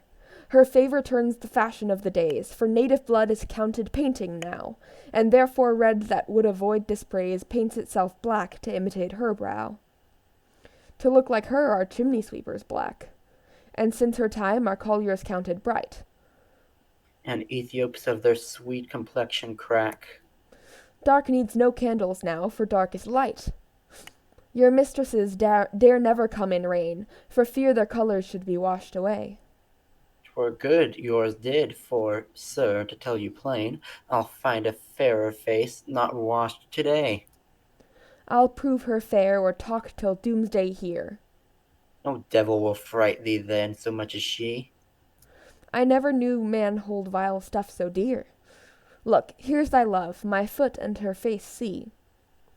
Oh, if the streets were paved with thine eyes, her feet were much too dainty for such tread. Oh, vile! Then as she goes what upward lies, the street should see as she walked o'erhead. But what of this? Are we not all in love? Nothing so sure, and thereby all forsworn. Then leave this chat, and good Byron, now prove our loving lawful, and our faith now torn. Ay, marry there, some flattery for this evil. Oh, some authority how to proceed, some tricks, some quillets how to cheat the devil, some salve for perjury. 'Tis more than need. Have at you then, affection's men at arms. Consider what you did first swear unto, to fast, to study, and to see no woman. Flat treason 'gainst the kingly state of youth. Say, can you fast? Your stomachs are too young, and abstinence engenders maladies. And where that you have vowed to study, lords, in that each of you have forsworn this book, can you still dream and pore and thereon look? For when would you, my lord, or you, have found the ground of study's excellence without the beauty of a woman's face? From women's eyes this doctrine I derive. They are the ground, the books, the academes, from whence doth spring the true Promethean fire. Why, universal plodding poisons up the nimble spirits in the arteries, as motion and long-during action tires the sinewy vigor of the traveller. Now, for not looking on a woman's face, you have in that forsworn the use of eyes, and study too. the causer of your vow. For where is any author in the world teaches such beauty as a woman's eye? Learning is but an adjunct to ourself, and where we are learning likewise is. Then when ourselves we see in ladies' eyes, do we not likewise see our learning there? Oh, we have made a vow to study, lords, and in that vow we have forsworn our books. For when you, my liege, or you, in leaden contemplation have found out such fiery numbers as the prompting eyes of beauty's tutors have enriched you with, other slow arts entirely keep the brain, and therefore, finding barren practisers, scarce show a harvest of their heavy toil. But love, first learned in a lady's eyes, lives not alone immured in the brain, but with the motion of all elements courses as swift as thought in every power, and gives to every power a double power, above their functions and their offices. It adds a precious seeing to the eye. A lover's eyes will gaze an eagle blind, a lover's ear will hear the lowest sound. When the suspicious head of theft is stopped, love's feelings is more soft and sensible than are the tender horns of cockled snails. Love's tongue proves dainty Bacchus' growth in taste. For valor is not love a Hercules, still climbing trees in the Hesperides? Subtle as Sphinx, as sweet and musical as bright Apollo's lute, strung with his hair, and when love speaks, the voice of all the gods makes heaven drowsy with the harmony. Never durst poet touch a pen to write until his ink were tempered with love's sighs. Oh, then his lines would ravish savage ears, and plant in tyrants mild humility. From women's eyes this doctrine I derive, they sparkle till the right Promethean fire. They are the books, the arts, the academes, that show, contain, and nourish all the world, else none at all in aught proves excellent. Then fools you were these women to forswear, and keeping what is sworn, you will prove fools. For wisdom's sake, a word that all men love, or for love's sake, a word that loves all men, or for men's sake, the authors of these women, or for women's sake, by whom we men are men, let us once lose our oaths to find ourselves, or else we lose ourselves to keep our oaths. It is religion to be thus forsworn, for charity itself fulfills the law, and who can sever love from charity? St. Cupid, then, and soldiers to the field. Advance your standards, and upon them, lords, pell-mell, down with them, but be first advised, in conflict that you get the son of them. Now to plain dealing, lay these glozes by. Shall we resolve to woo these girls of France? And win them, too. Therefore let us devise some entertainment for them, in their tents. First from the park let us conduct them thither. Then homeward every man attach the hand of his fair mistress. In the afternoon we will with some strange pastime solace them, such as the shortness of the time can shape. For revels, dances, masks, and merry hours, for run fair love, strewing her way with flowers. Away, away! No time shall be omitted. That will be time, and then may best be fitted. Allens, allens, sowed cockle reaped no corn, and justice always whirls in equal measure. Light wenches may prove plagues to men forsworn. If so, our copper buys no better treasure. And everyone leaves, and we move to Act 5. I think we're going to take a break here. Yeah, Just that's probably a 5 good idea. right? Okay. Let's take 15 minutes. Okay. Sounds good. Okay. Team. See ya.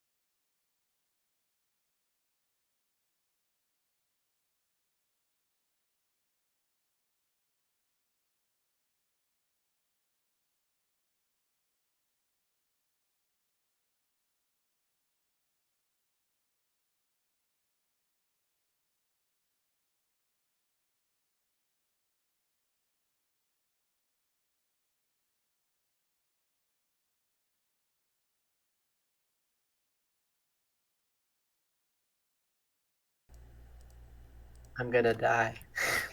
Okay, and we are. This is the wordiest play I think I've seen. Like, this is a weird play. And we are back with Love's Labour's Lost by Shakespeare, featuring some very horny lords who swore not to fall in love, and then all immediately did, and now all have been found out and have somehow managed to justify themselves through some very weird Byron logic. We open on Holofernes, Sir Nathaniel, and Dull. Satis quad sufficient. I praise God for you, sir. Your reasons at dinner have been sharp and sententious, pleasant without scurrility, witty without affection, audacious without impudency, learned without opinion, and strange without heresy. I did converse this quondam day with a companion of the king's, whose intuited, nominated, or called Don our Deormado. Navi hominem tanquam te. His humour is lofty, his discourse peremptory, his tongue filed, his eye ambitious, his gait majestical, and his general behaviour vain, ridiculous, and thrasonical. He is too picked, too spruce, too odd, as it were, too peregrinate, as I may call it. A most singular choice in epithet. And he draws out his table book. He draweth out the thread of his verbosity finer than the staple of his argument.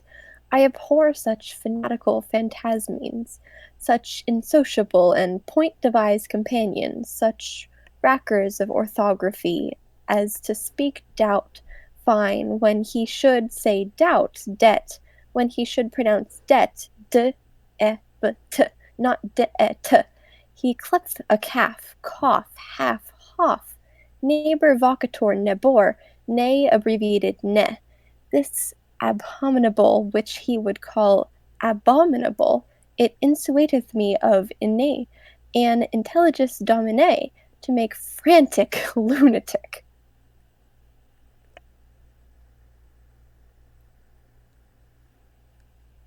Oh, los Deo bene intelligo. Bon, fort bon, Priscian, a little scratched, 'twill serve. Vidse qui veni? Video et gaudeo. Enter Don Adriano de Amado, Moth, and Costard. Sirrah. Quare sirrah, not sirrah? Men of peace, well encountered. Most military, sir. Salutation. They have been at a great feast of languages and stolen the scraps. Oh, they have lived long on the alms basket of words.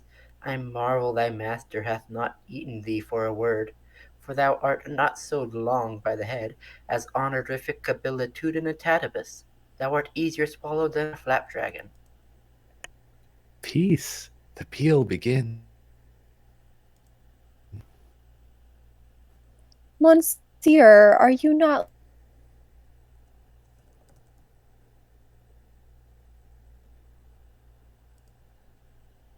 His head.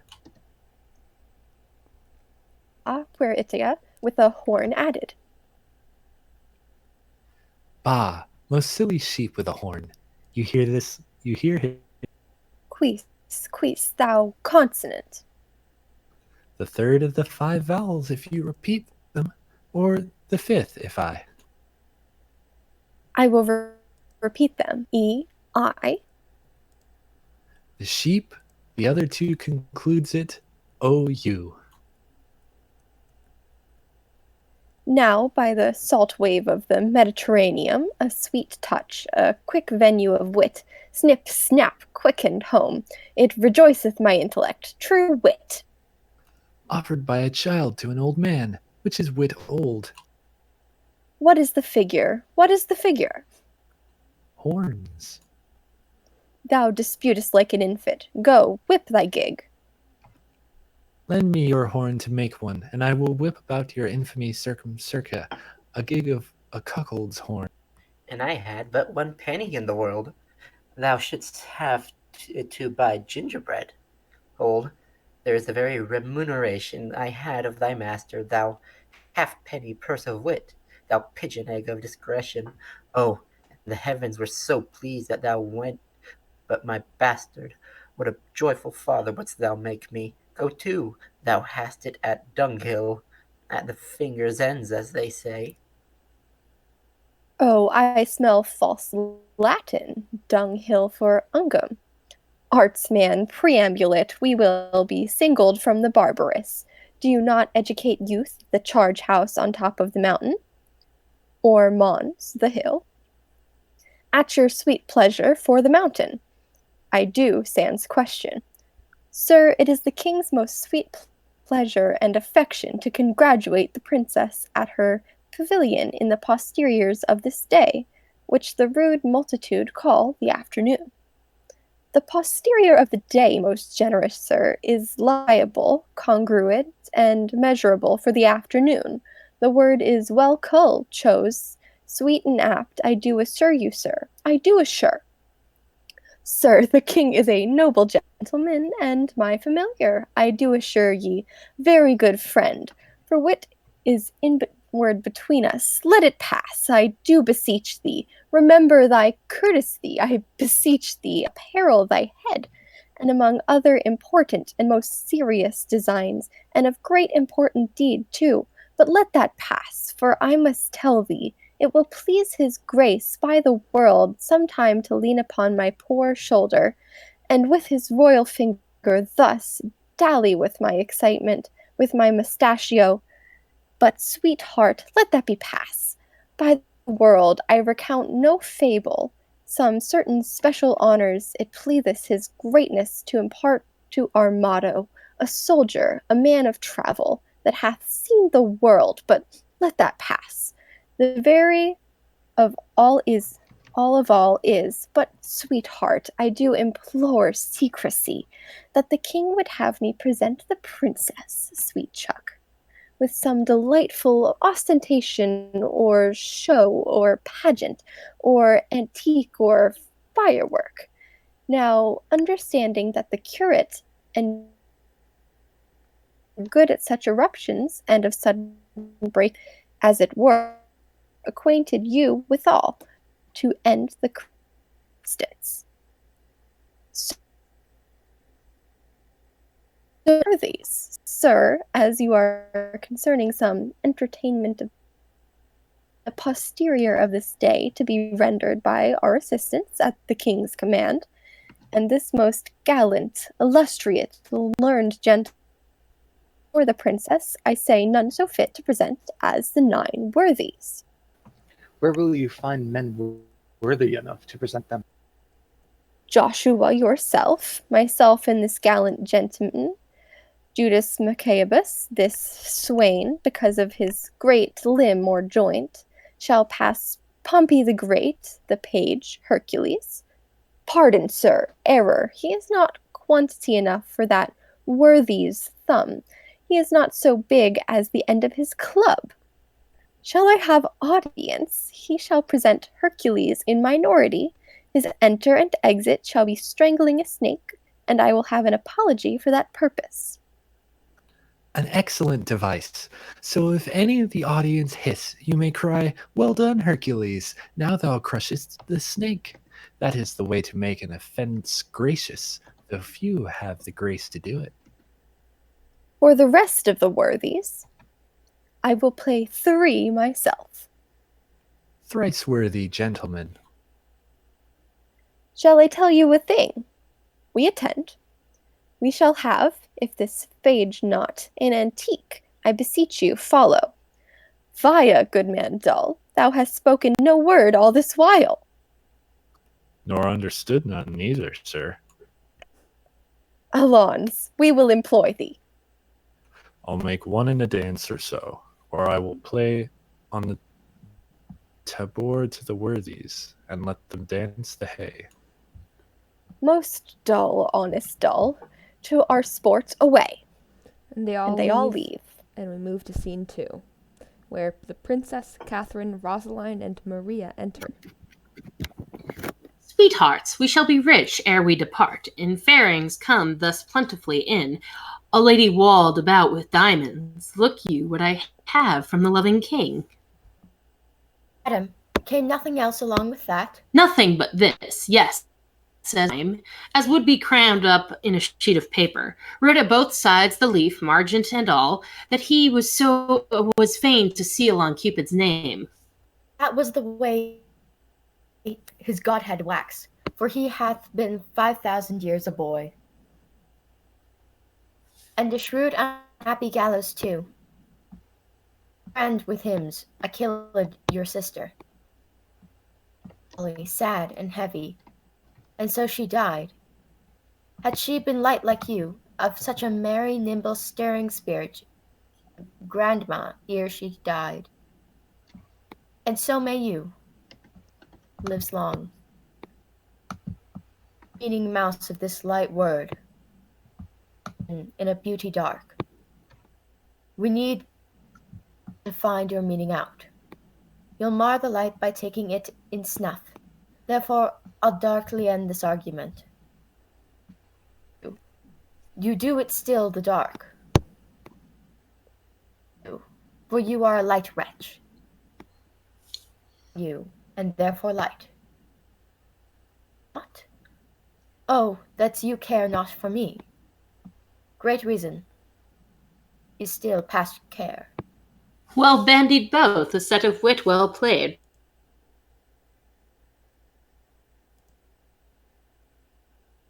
But Rosaline, You knew, and if my face were but as fair as yours, my favour were so great, be witness this. Nay, I have verses too, I thank Burin, and were the numbering too. I were the fairest goddess on the ground. She fares. Oh, he hath drawn my picture in his letter. anything like. Much in the letters, nothing in the praise. Beauteous as ink, a good conclusion. Fair as a text be in a copybook. Where pencils ho? Let me not die your debtor, my red denominal, my golden letter. Oh, that your face were not so full of O's. I beshrew all shrouds. But Catherine, what was sent to you from fair Dumaine? Madam, this glove. Did he not send you twain? Yes, madam, and moreover, some 1,000 verse of faithful lover, a huge transition of hypocrisy, profound simplicity. This and these pearls sent to me in Longaville. This letter is too long by half a mile. I think no less. Dost thou not wish in heart the chain were longer and the letter short? Aye, or I would these hands might never part. We are wise girls to mock our lovers so. They are worse fools to purchase mocking so. I'll torture ere I go. Oh, that I knew he were buttoned by the week, and beg and seek, and wait the season, and observe the times, and spent his prodigal wits on bottomless rhymes, wholly to my hests, and make him proud to make me proud that jests. So pursuant like would I or say his state, that he should be my fool, and I his fate. None are so surely caught when they are catched, as wit turned fool, folly and wisdom hatched. Hath wisdom's warrant and the help of school, and wit's own grace to grace a learned fool. The blood of youth bums not with such excess, as gravity revolt to wantonness. Folly in fools bears not so strong a note as folly in wise. When wit doth dote, since all the power thereof it doth apply to prove by wit worth and simplicity. Here comes Boyette, and mirth is in his face. And Boyette enters. Oh, I am stabbed with laughter. Where's her grace? Thy news, Boyette. Prepare, madam, prepare. Arm, wenches, arm. Encounters mounted are against your peace. Love doth approach disguised, armed in arguments. you'll be surprised. Muster your wits, stand in your own defense, or hide your heads like cowards and fly hence. St. Denis to St. Cupid, what are they that charge their breath against us? Say, Scout, say. Under the cool shade of a sycamore, I thought to close mine eyes some half an hour, when, lo! to interrupt my proposed rest, toward that shade I might behold address the king and his companions. Warily, I stole into a neighbor thicket by, and overheard what you shall overhear, that by and by, disguised, they will be here. Their herald is a pretty knavish page, that well by heart hath conned his passage.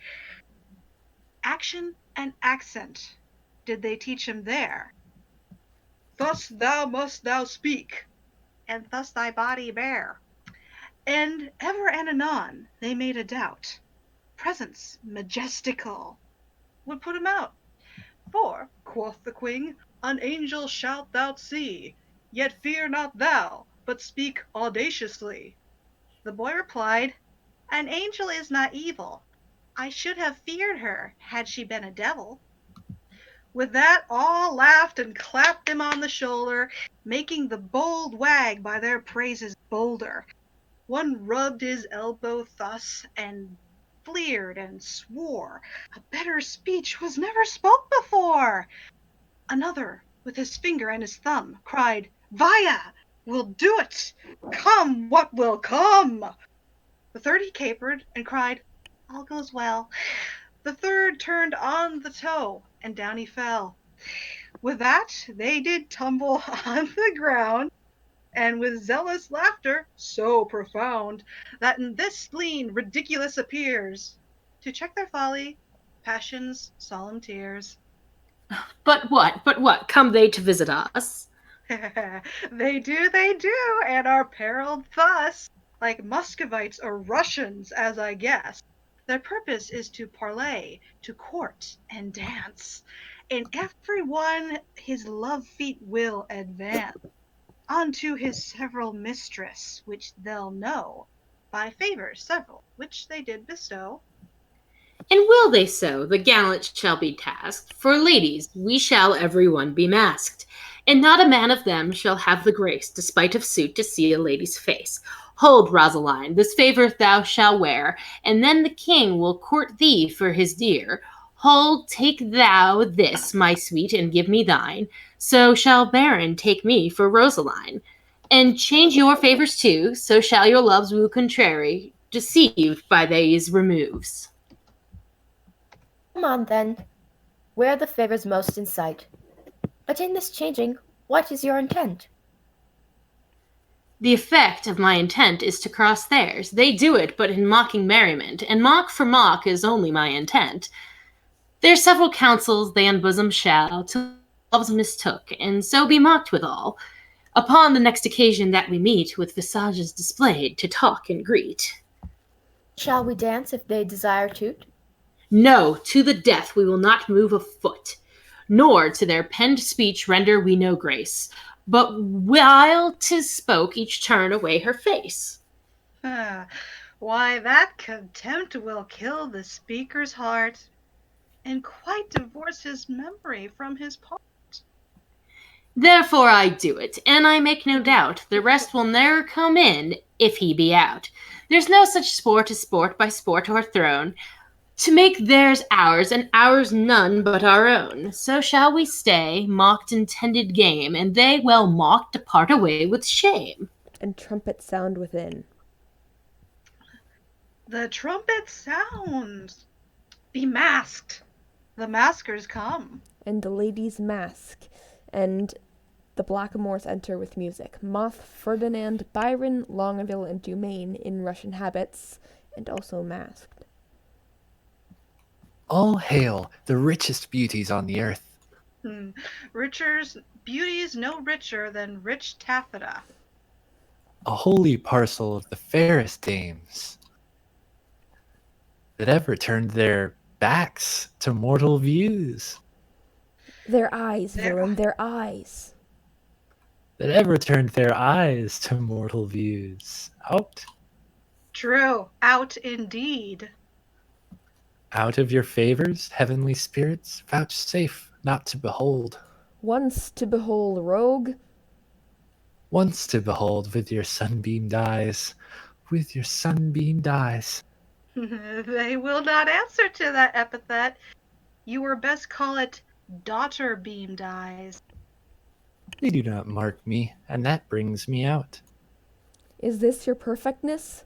Begone, you rogue! Would these strangers know their minds, Boyette? If they do speak our language, 'tis our will that some plain man recount their purposes. What would you with the princess? Nothing but peace and gentle visitation. What would they, say they? Nothing but peace and gentle visitation. Why? That they have, and bid them so be gone. She says, you have it, and you may be gone. Say to her, we have measured many miles to tread a measure with her on this grass. They say that they have measured many a mile to tread a measure with you on this grass. 'Tis not so. Ask them how many inches is in 1 mile. They measured then of one is easily told. If to come hither you have measured miles, and many miles, the princess bids you tell how many inches doth fill up 1 mile. Tell her we measure them by weary steps. She hears herself. How many weary steps, of many weary steps you have earned, are numbered in the travel of 1 mile. We number nothing that we spend for you. Our duty is so rich, so infinite, that we may do it still without a compt. Vouchsafe to show the sunshine of your face, that we, like savages, may worship it. My face is but a moon, and clouded too. Blessed are clouds, that do as such clouds do. Vouchsafe, bright moon, and let thy stars to shine. These clouds removed upon our watery eyne. O vain petitioner, beg a greater manner. Thou now request but moonshine in the water. Then in our measure do but vouchsafe one change. Thou bidst me to beg, this begging is not strange. Make music then. Nay, you must do it soon. Not yet, Music no plays. dance. Not yet, no dance. Thus I change, I like the moon. Will you not dance? How come you thus estranged? Took the moon at full, but now she's changed. Yet she is still the moon, and I the man. The music plays, vouchsafe some motion to it. Our ears vouchsafe it. But your legs should do it. Since you are strangers and come here by chance, will not be nice, take hands. We will not dance. Why take we hands then? Only to part friends. Curtsy, sweet hands, and so the measure ends. More measure of this measure, be not nice. Cannot afford no more at such a price. Prize you yourselves, what buys your company? Or absence only. That can never be. And cannot we be bought? And so adieu. Twice to your visor, and half once to you. If you deny to dance, let's hold more chat. Private then. I am best pleased with that. And they converse apart. White-handed mistress, one sweet word with thee. Honey and milk and sugar, there is 3. Nay then, 2 trays, and if you grow so nice, meseglin, wort, and malmsey, well run, dice, there's 6 sweets. 7th sweet, adieu, since you can cog, I'll play no more with you. 1 word in secret. Let it not be sweet. Thou grievest my gall. Call bitter. Therefore meet, and they converse apart. Will you vouchsafe with me to change a word? Name it. Fair lady. Say you so, fair lord? Take that for your fair lady. Please it you, as much in private, and I'll bid adieu. and they converse apart. What, was your visit made without a tongue? I know the reason, lady, why you ask. For your reason, quickly, sir, I long. You have a double tongue within your mask, and would afford my speechless visored half. The Dutchman, is not veal a calf? A calf, fair lady. Oh, a fair lord calf. Let's part the word. No, I'll not be your half. Take all and win it, it may prove an ox. Look how you butt yourself in these sharp mocks. Will you give horns, chaste lady? Do not so. Die a calf before your horns do grow. One word in private with you, ere I die. Speak softly then, the butcher hears you cry. And they converse apart. The tongues of mocking wenches are as keen as is the razor's edge invisible, cutting a smaller hair than may be seen. Above the sense of sense, so sensible, seemeth their conference, their conceits have wings, fleeter than arrows, bullets, wind, thought, swifter thing. But one word more, my mates, break off, break off. By heaven, all dry beaten with pure scoff. Farewell, mad wenches, you have simple wits. 20 adieus, my frozen Muscovites. And Ferdinand the Lords and Blackamoors leave. Are these the breed of wits so wondered at? Tapers they are, with your sweet breasts puffed out. How liking wits they have, gross, gross, fat, fat. Oh, poverty and wit, kingly poor flout, will they not think you hang themselves tonight, or ever, but in vizards, show their faces? This pert Byron was out of countenance quite. Oh, they were all in lamentable cases. The king was weeping ripe for a good word. Byron did swear himself out of all suit. Dumaine was at my service, and his sword. No point, quoth I, my servant straight was mute. But Longaville said I came over his heart. And trow you what he called me? Qualm, perhaps? Yes, in good faith. Go, sickness as thou art. All better wits have worn plain statuette caps. But will you hear? The king is my love sworn. And quick Byron hath plighted faith to me. And Longaville was for my service born. Dumaine is mine, as sure as bark on tree. Madam and pretty mistresses, give ear. Immediately they will again be here, in their oat shapes, for it can never be that they will digest this harsh indignity. Will they return? They will, God knows, and leap for joy, for they are lame with blows. Therefore change favors, and, when they repair, blow like sweet roses in this summer air. How blow? How about blow? Speak to be understood. Fair ladies masked are roses in their bud, damask their damask, sweet commixture known, are angels veiling clouds, or roses blown.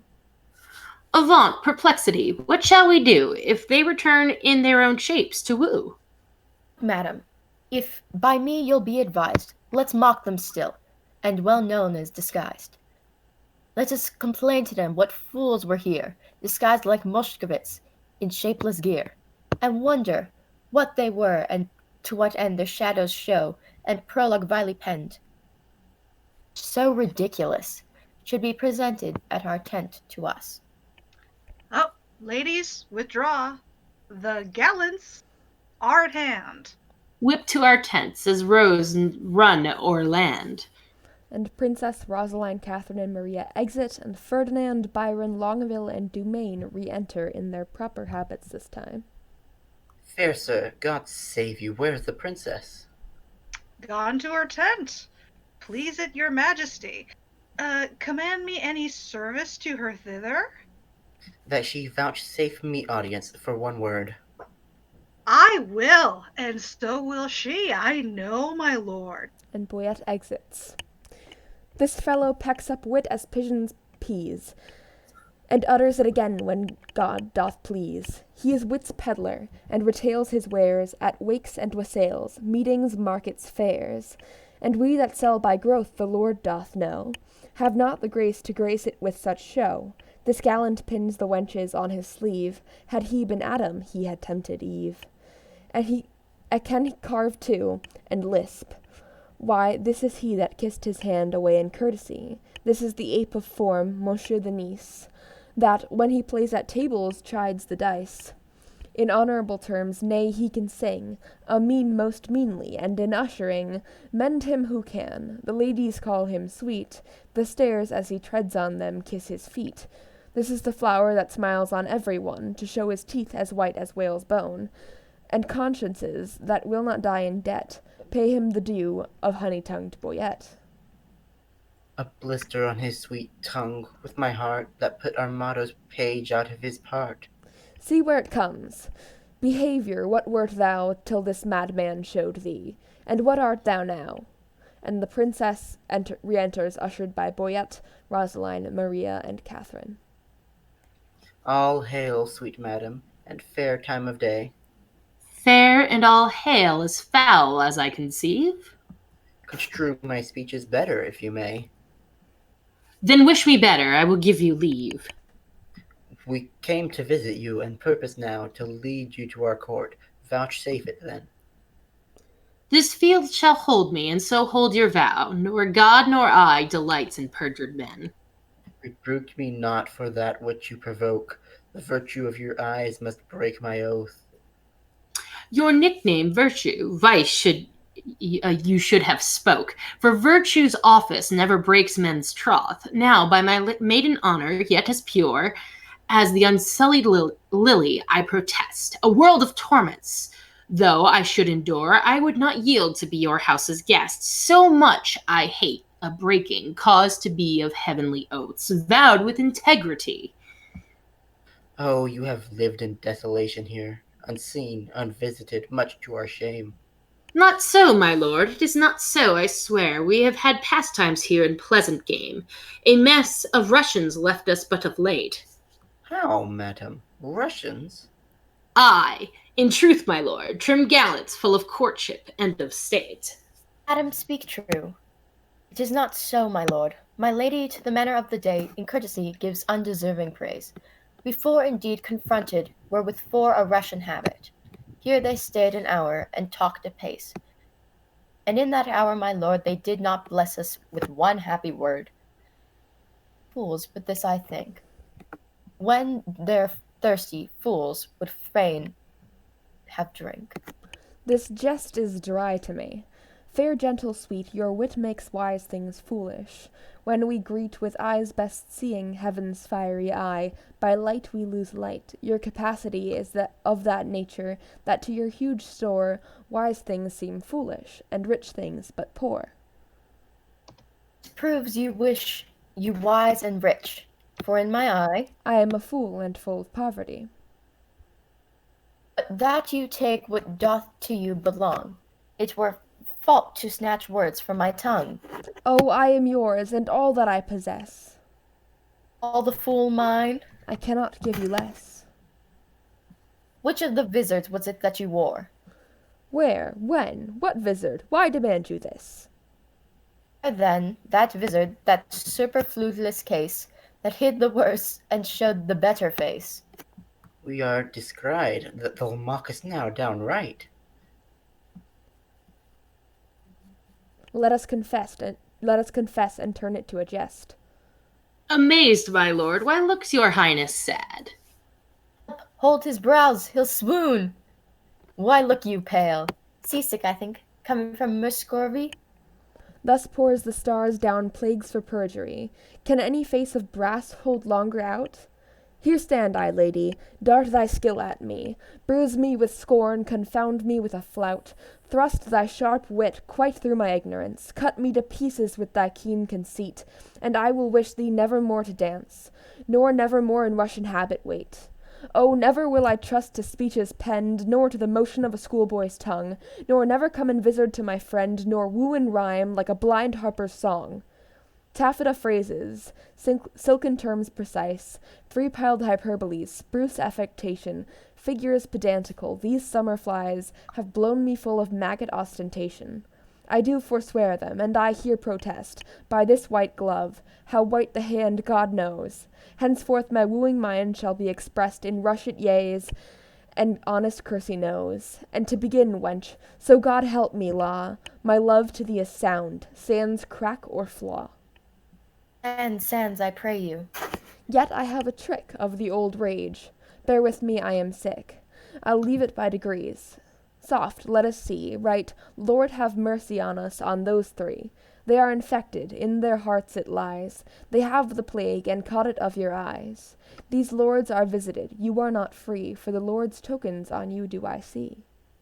No, they are free that gave these tokens to us. Our states are forfeit. Seek not to undo us. 'Tis not so, for how can this be true? That you stand forfeit, being those that sue. Peace, for I will not have to do with you. Nor shall not, if I do as I intend. Speak for yourselves, my wit is at an end. Teach us, sweet madam, for our rude transgression, some fair excuse. The fairest is confession. Were you not here before? Were you not here, but even now disguised? Madam, I was. And were you well advised? I was, fair madam. When you then were here, what did you whisper in your lady's ear? That more than all the world I did respect her. When she shall challenge this, you will reject her. Upon mine honor, no. Peace, peace, forbear. Your oath once broke, you force not to forswear. Despise me when I break this oath of mine. I will, and therefore keep it. Rosaline, what did the Russian whisper in your ear? He swore that he did hold me dear, as precious eyesight, and did value me above this world.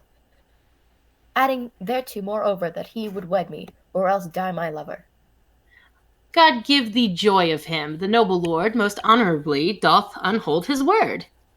What mean you, madam? By my life, my troth, I never swore this lady such an oath. By heaven you did, and to confirm it plain, you gave me this. But take it, sir, again. My faith, and this the princess I did give. I knew her by this jewel on her sleeve. Pardon me, sir, this jewel did she wear, and Lord Byron, I thank him, is my dear. What, will you have me or your pearl again? Neither of either, I remit both twain. I see the trick on't. Here was a consent, knowing aforehand of our merriment, to dash it like a Christmas comedy, some carry tale, some please man, some slight zany, some mumble news, some trencher knight, some dick, that smiles his cheek and ears, and knows the trick, to make my lady laugh when she's disposed, told our intents before, which once disclosed, the ladies did change favours, and then we, following the signs, wooed but the sign of she. Now to our perjury to add more terror, we are again forsworn in will and error.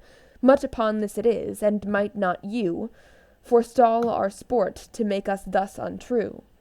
Do not you know my lady's foot by the squire, and laugh upon the apple of her eye, and stand between her back, sir, and the fire, holding a trencher, jesting merrily?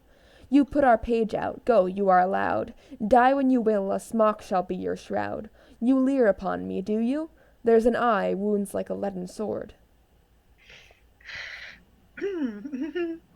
Full merrily hath this brave manage this career been run. Lo, he is tilting straight. Peace, I have done. And Costard enters. Welcome, pure wit. Thou partest a fair fray.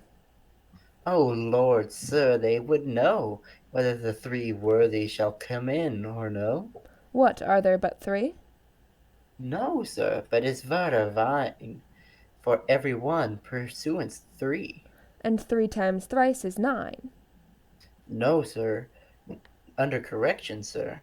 I hope it is not so. You cannot beg us, sir, I assure you. Sir, we know what we know. I hope, sir, 3 times thrice, sir. Is not 9. Under correction, sir.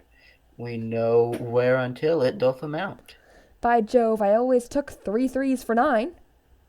Oh Lord, sir, it were pity that you should get your living by reckoning, sir.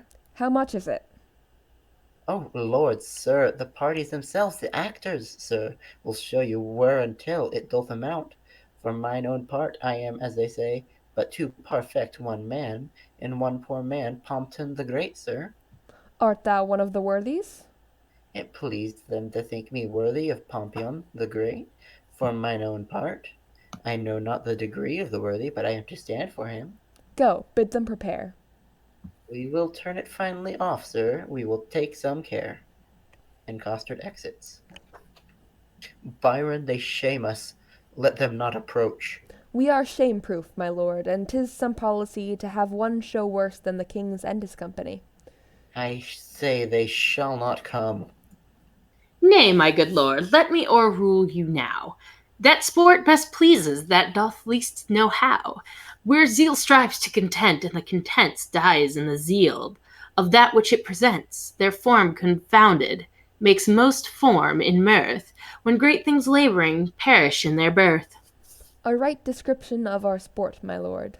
And Don Adriano de Armado enters. Anointed, I implore so much expanse of thy loyal sweet breath as will utter a brace of words.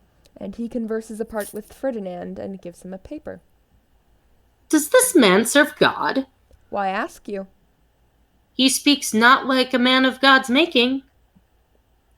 That is all one, my fair, sweet, honey monarch, for I protest the schoolmaster is exceeding fanatical, too vain, too vain, but we will put it, as they say, to la fortuna de la guerra. I wish you the peace of mind, most royal couplement. And he exits. Here is like to be good presence of worthies. He presents Hector of Troy, the swain, Pompey the Great, the parish curate, Alexander, Armado's page, Hercules, the pedant, Judas Macabres. And if these 4 worthies in their first show thrive, these 4 will change habits and present the other 5. There is 5 in the first show. You are deceived, 'tis not so. The pedant, the braggart, the hedge priest, the fool, and the boy, a bait throw at Novum, and the whole world again cannot pick out 5 such, take each one in his vein. The ship is under sail, and here she comes amain. And Costard enters for Pompey. I, Pompey, am... You lie, you are not here. You are not he. That was me. You lie. You are not he. I, Pompey, am... With Libard's head on knee. Well said, old mocker, I must needs be friends with thee. I, Pompey, am... Pompey, surnamed the Big. The Great. It is great, sir. Pompey, surnamed the Great, that oft in field with targe and shield did make my foe to sweat, and travelling along this coast, I am come here by chance, and lay my arms before the legs of the sweet lass of France. If your ladyship would say, thanks Pompey, I had done. Great thanks, great Pompey. Is not so much worth, but I hope it was perfect. I made a little fault in great. My hat to a halfpenny, Pompey proves the best worthy, and Sir Nathaniel enters for Alexander. When in the world I lived, I was the world's commander. By east, by west, north, and south, I spread my conquering might. My scruncheon plain declares I am Alexander. Your nose says, no, you are not, for it stands to right. Your nose smells no in this most tender-smelling night. The conqueror is dismayed. Proceed, good Alexander. When in the world I lived, I was the world's commander. Most true, 'tis right, you were so, Alexander. Pompey the Great. Servant, your servant, and Costard. Take away the conqueror, take away Alexander. Oh, sir, you have overthrown Alexander the Conqueror. You will be scraped out of the painted cloth for this. Your lion that holds his poleaxe sitting on a close stool will be given to Ajax. He will be the 9th worthy, a conqueror and afeard to speak. Run away for shame, Alessander. Sir Nathaniel retires. There, and shall's please you, a foolish man, mild man, an honest man. Look you, and soon dashed. He is a marvellous good neighbour, faith, and very good bowler. But for Alessander, alas, you see how 'tis a little o'erparted. But there are worthies a-coming, will speak their mind in some other sort. And Holofernes enters for Judas, and Moth for Hercules. Great Hercules is presented by this imp, whose club killed Cerberus, that 3-headed Canis, and when he was a babe, a child, a shrimp, thus did he strangle serpents in his manus. Quoniam he seemeth in minority, ergo I come with this apology. Keep some state in thy exit, and vanish. Moth retires. And Moth leaves. Judas I am. A Judas. Not Iscariot, sir. Judas I am, eclipsed Maccabeus. Judas Maccabeus, clipped is plain Judas. A kissing traitor, how art thou proved Judas? Judas I am. The more shame for you, Judas. What mean you, sir? To make Judas hang himself. Begin, sir, you are my elder. Well followed. Judas was hanged on an elder. I will not be put out of countenance. Because thou hast no face. What is this? A cittern head. A cittern head. The head of a bodkin. A death's face in a ring. The face of an old Roman coin, scarce seen. The pommel of Caesar's falchion. The carved bone face on a flask. St. George's half cheek in a brooch. Ay, and in a brooch of lead. Ay, and worn in the cap of a tooth drawer. And now forward, for we have put thee in countenance. You have put me out of countenance. False. We have given thee faces. But you have outfaced them all. And thou wert a lion, we would do so. Therefore, as he is an ass, let him go. And so adieu, sweet Jude. Nay, why dost thou stay? For the latter end of his name. For the ass to the Jude, give it him. Judas, away. This is not generous, not gentle, not humble. A light for Monsieur Judas. It grows dark. He may stumble. And Holofernes retires. Alas, poor Maccabeus, how hath he been baited? And Don Adriano de Armato enters for Hector. Hide thy head, Achilles, here comes Hector in arms. Though my mocks come home by me, I will now be merry. Hector was but a Trojan in respect of this. But is this Hector? I think Hector was not so clean-timbered. His leg is too big for Hector's. More calf, certain. No, he is best endured in the small. That was Boyette. I'm sorry, I keep reading Boyette as Byron for some reason. Yeah, I misread Byron as Boyette at least once anyway, so it's fair.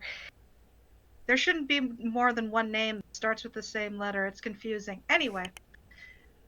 No, he is best endued in the small. This cannot be Hector. He's a god or a painter, for he makes faces. The armipotent Mars of lances the Almighty gave Hector a gift. A gilt nutmeg. A lemon. Stuck with cloves. No, cloven. Peace. The armipotent Mars of lances the Almighty gave Hector a gift, the heir of Ilion, a man so breathed that certain he would fight, yea, from morn till night, out of his pavilion. I am that flower. That mint, that columbine. Sweet Lord Longaville, rein thy tongue. I must rather give it the rein, for it runs against Hector. And Hector is a greyhound. The sweet war man is dead and rotten, sweet chunks. Beat not the bones of the buried. When he breathed, he was a man, but I will forward with my device. Sweet royalty, bestow on me the sense of hearing. Speak, brave Hector, we are much delighted. I do adore thy sweet grace's slipper. Loves her by the foot. He may not by the yard. This Hector far surmounted Hannibal. The party is gone. Follow Hector. She is gone. She is 2 months on her way. What meanest thou? Faith, unless you play the honest Troyan, the poor wench is cast away. She's quick. The child brags in her belly already. 'Tis yours. Dost thou infantilize me among potentates?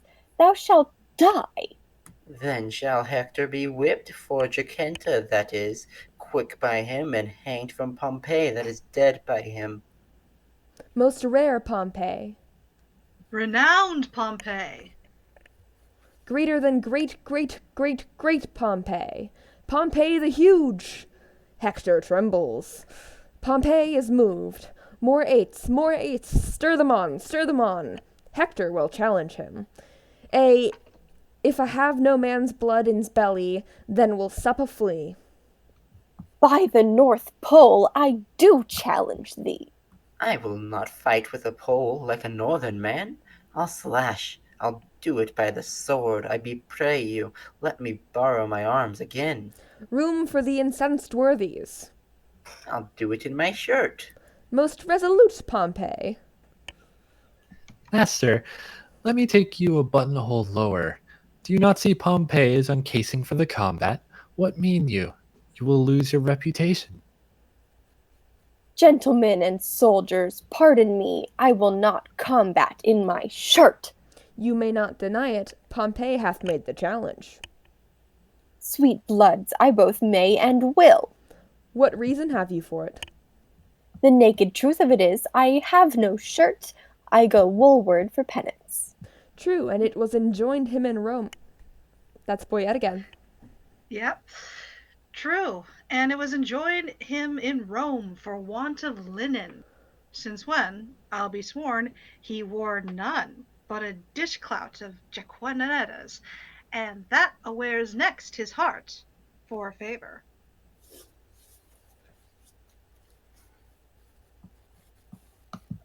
Enter Mercade. God save you, madam. Welcome, Mercade, but thou interruptest our merriment. I am sorry, madam, for the news I bring is heavy in my tongue. The king, your father... Dead for my life. Even so, my tale is told. Worthies away. The scene begins to cloud. For mine own part, I breathe free breath. I have seen the day of wrong through the little hole of discretion, and I will right myself like a soldier. And the worthies leave. How fares your majesty? Boyette, prepare. I will away tonight. Madam, not so. I do beseech you, stay.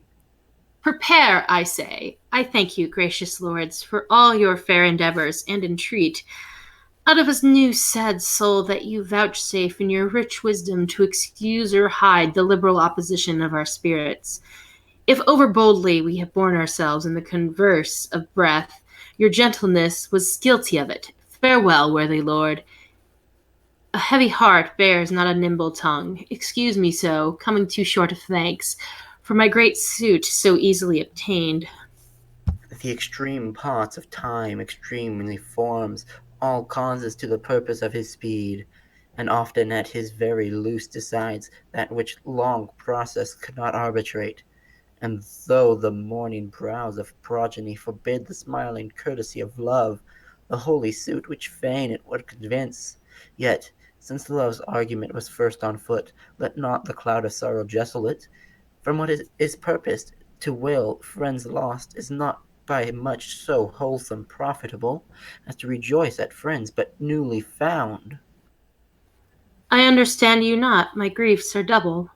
Honest plain words best pierce the ear of grief, and by these badges understand the king. For your fair sakes have we neglected time, played foul play with our oaths. Your beauty, ladies, hath much deformed us, fashioning our humours even to the opposed end of our intents. And what in us hath seemed ridiculous, as love is full of unbefitting strains, all wanton as a child, skipping and vain, formed by the eye, and therefore, like the eye, full of strange shapes, of habits and of forms, varying in subjects as the eye doth roll, to every varied object in his glance, which party-coated presence of loose love, put on by us, if in your heavenly eyes have misbecomed our oaths and gravities, those heavenly eyes that look into these faults suggested us to make. Therefore, ladies, our love being yours, the error that love makes is likewise yours. We to ourselves prove false, by being once false for ever to be true, to those that make us both, fair ladies, you, and even that falsehood in itself a sin, thus purifies itself and turns to grace. We have received your letters full of love, your favors the ambassadors of love, and in our maiden council rated them at courtship. Pleasant jest and courtesy, as bombast and as lining to the time, but more devout than this in our respects have we not been, and therefore met your loves in their own fashion, like a merriment. In our letters, madam, showed much more than just jest. So did our looks. We did not quote them so. Now, at the latest minute of the hour, grant us your loves.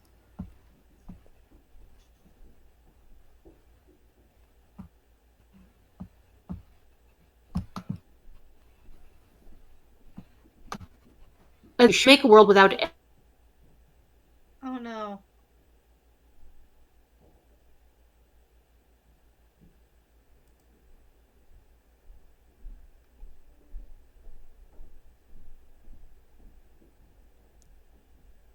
Do we have a princess? I think her mic dropped out because a little bit of her speech came through and then nothing. Yeah, I don't know what happened. Something happened. Oh no. Yeah. Okay, well, all right. Boyette's done, so here I go. A time, methinks, too short to make a world without end bargain in. No, no, my lord, your grace is perjured much, full of dear guiltiness, and therefore this, if for my love, as there is no such cause, you will do aught, this shall you do for me. Your oath I will not trust, but go with speed to some forlorn and naked hermitage, remote from all pleasures of the world. There stay until the 12 celestial signs have brought about the annual reckoning. If this austere insociable life change not your offer made in heat of blood, if frosts and fasts, hard lodging and thin weeds nip not the gaudy blossoms of your love, but that it bear this trial and last love, then, at the expiration of the year, come challenge me by these deserts, and by this virgin palm now kissing thine, I will be thine. Until that instant shut my woeful self up in the mourning house, raining the tears of lamentation for the remembrance of my father's death. If this thou do deny, let our hands part, neither entitled in the other's heart.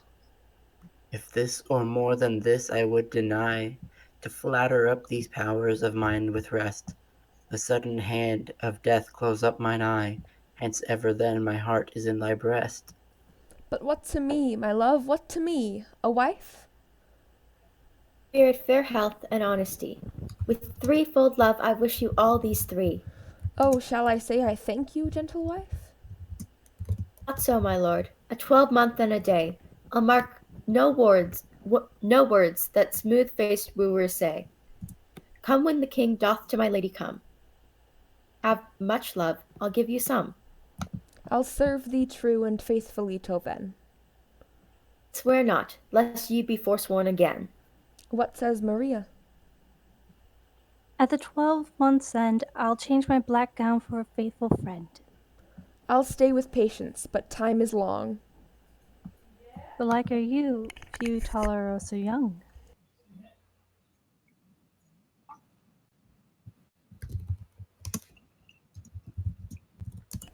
Hot mic.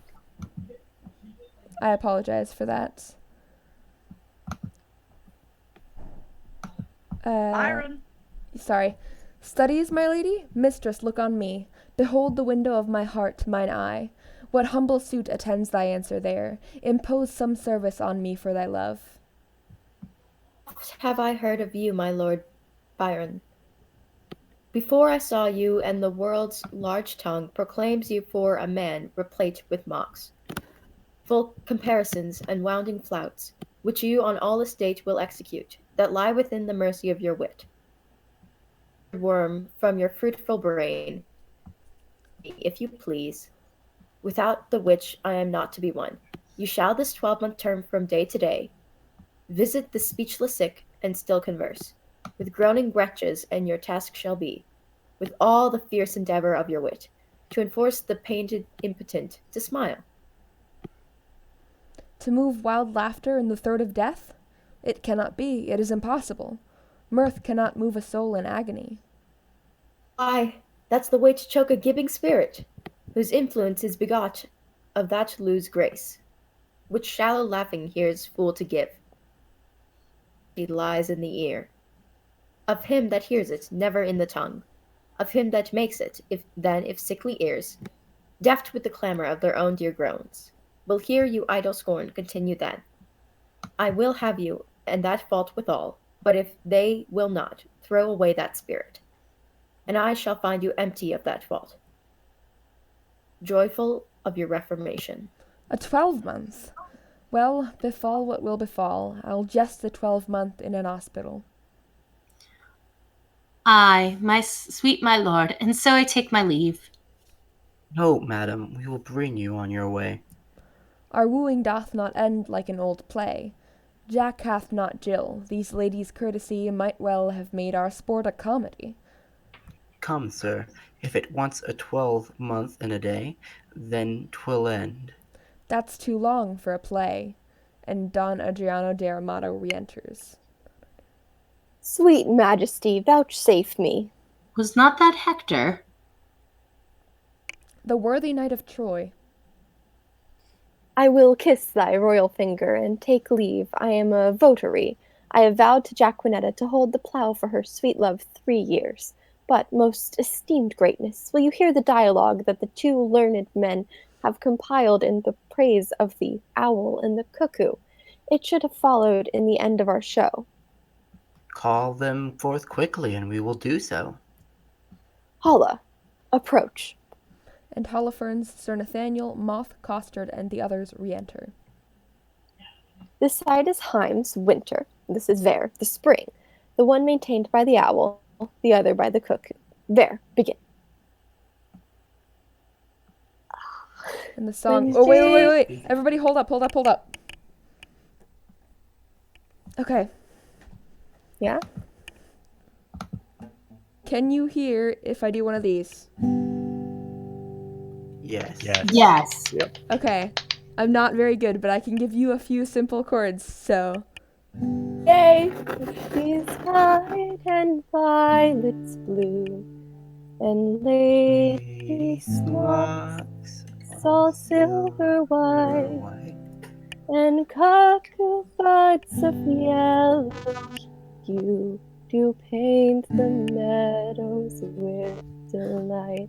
The cuckoo then on every tree mocks married men, for thus sings he, cuckoo, cuckoo, cuckoo, a word of fear, unpleasing to a married ear, when shepherds pipe on oaten straws, and married larks or ploughmen's flock, when turtles tread, and rooks and daws, and maidens bleach their summer smocks. The cuckoo then on every tree mocks married men, for thus sings he, Cuckoo, cuckoo, a word of fear, unpleasing to a merry ear. When icicles hang by the wall, and Dick the shepherd blows his knell, and Tom bears logs into the hall, and milk comes frozen warm and pale. When blood and ways be foul, then nightly stings the staring owl, to wit to a merry note, while greasy Joan doth kneel the post.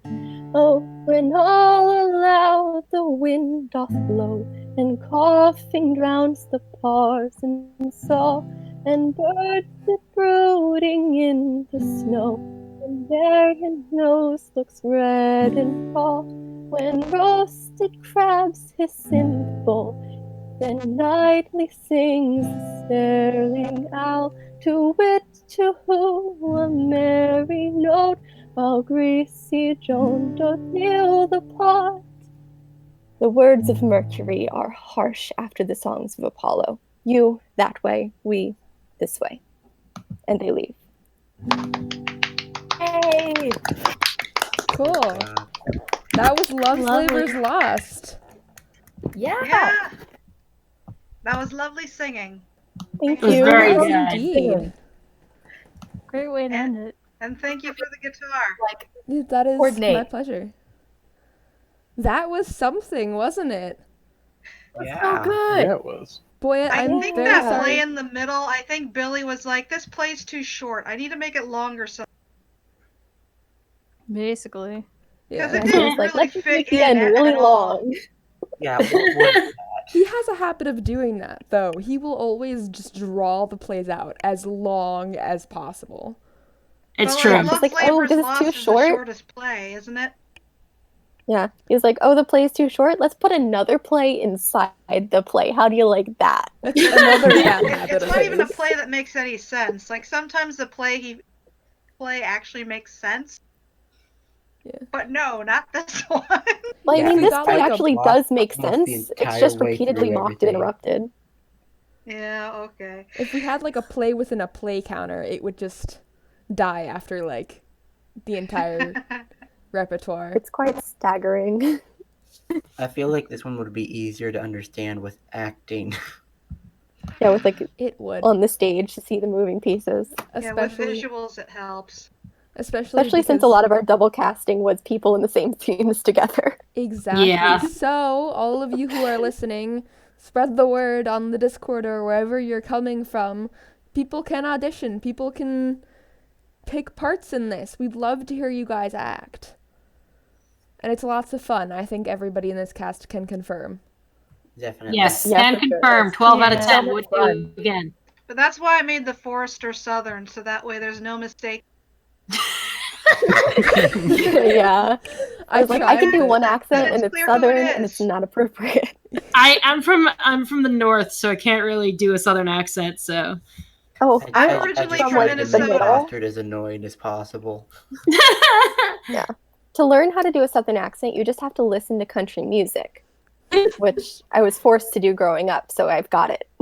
Likewise, I grew up in the country. That's like at least my parents only sick country, and so it's like anything past like 2000 I never really heard much, except when I'm walking past other people blaring it out of their trucks as loud as they can.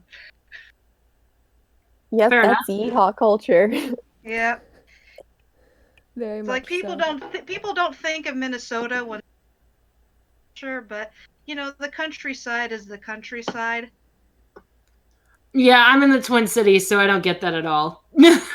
Oh, yeah, I don't live in Minnesota anymore. I live in Florida now. So yes, have pity for me. But on the bright side, my vote actually counts now. That's good. Yay!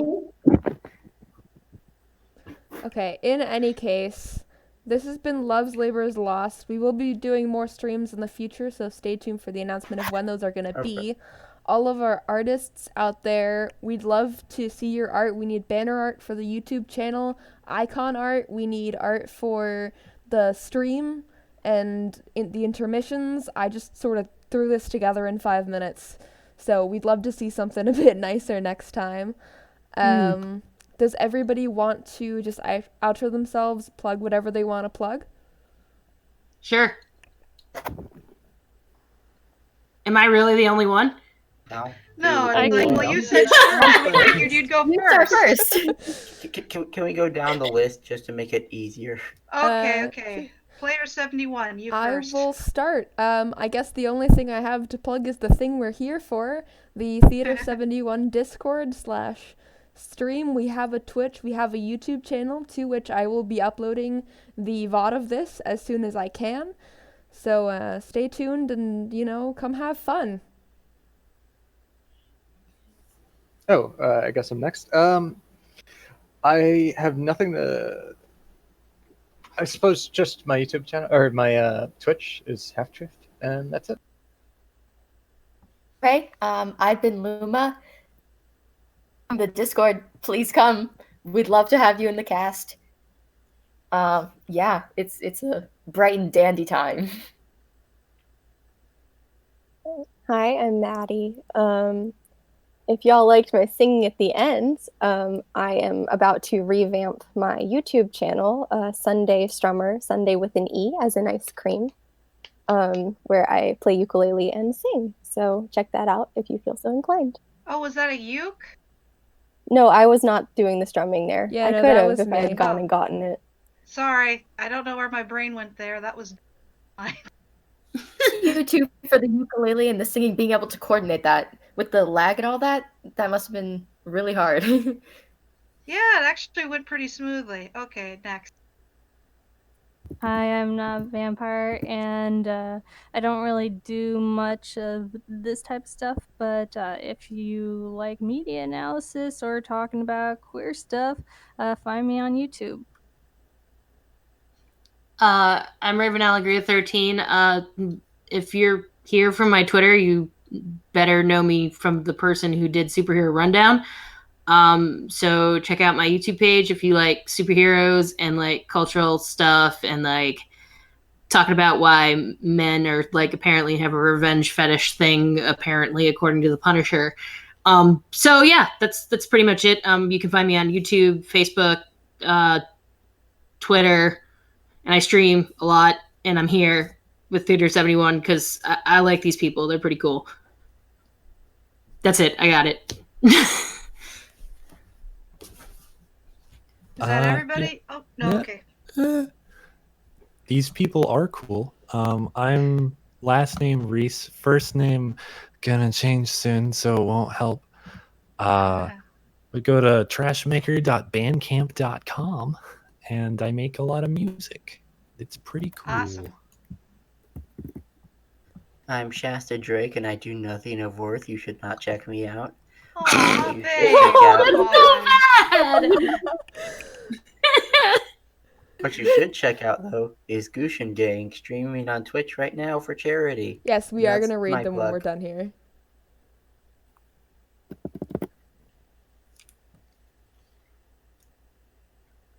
Oh, did you already go, Luma, earlier? Okay. Yes. All right. I'm Sonyaliloquy, and on Twitter and Tumblr, I am also Sonyaliloquy.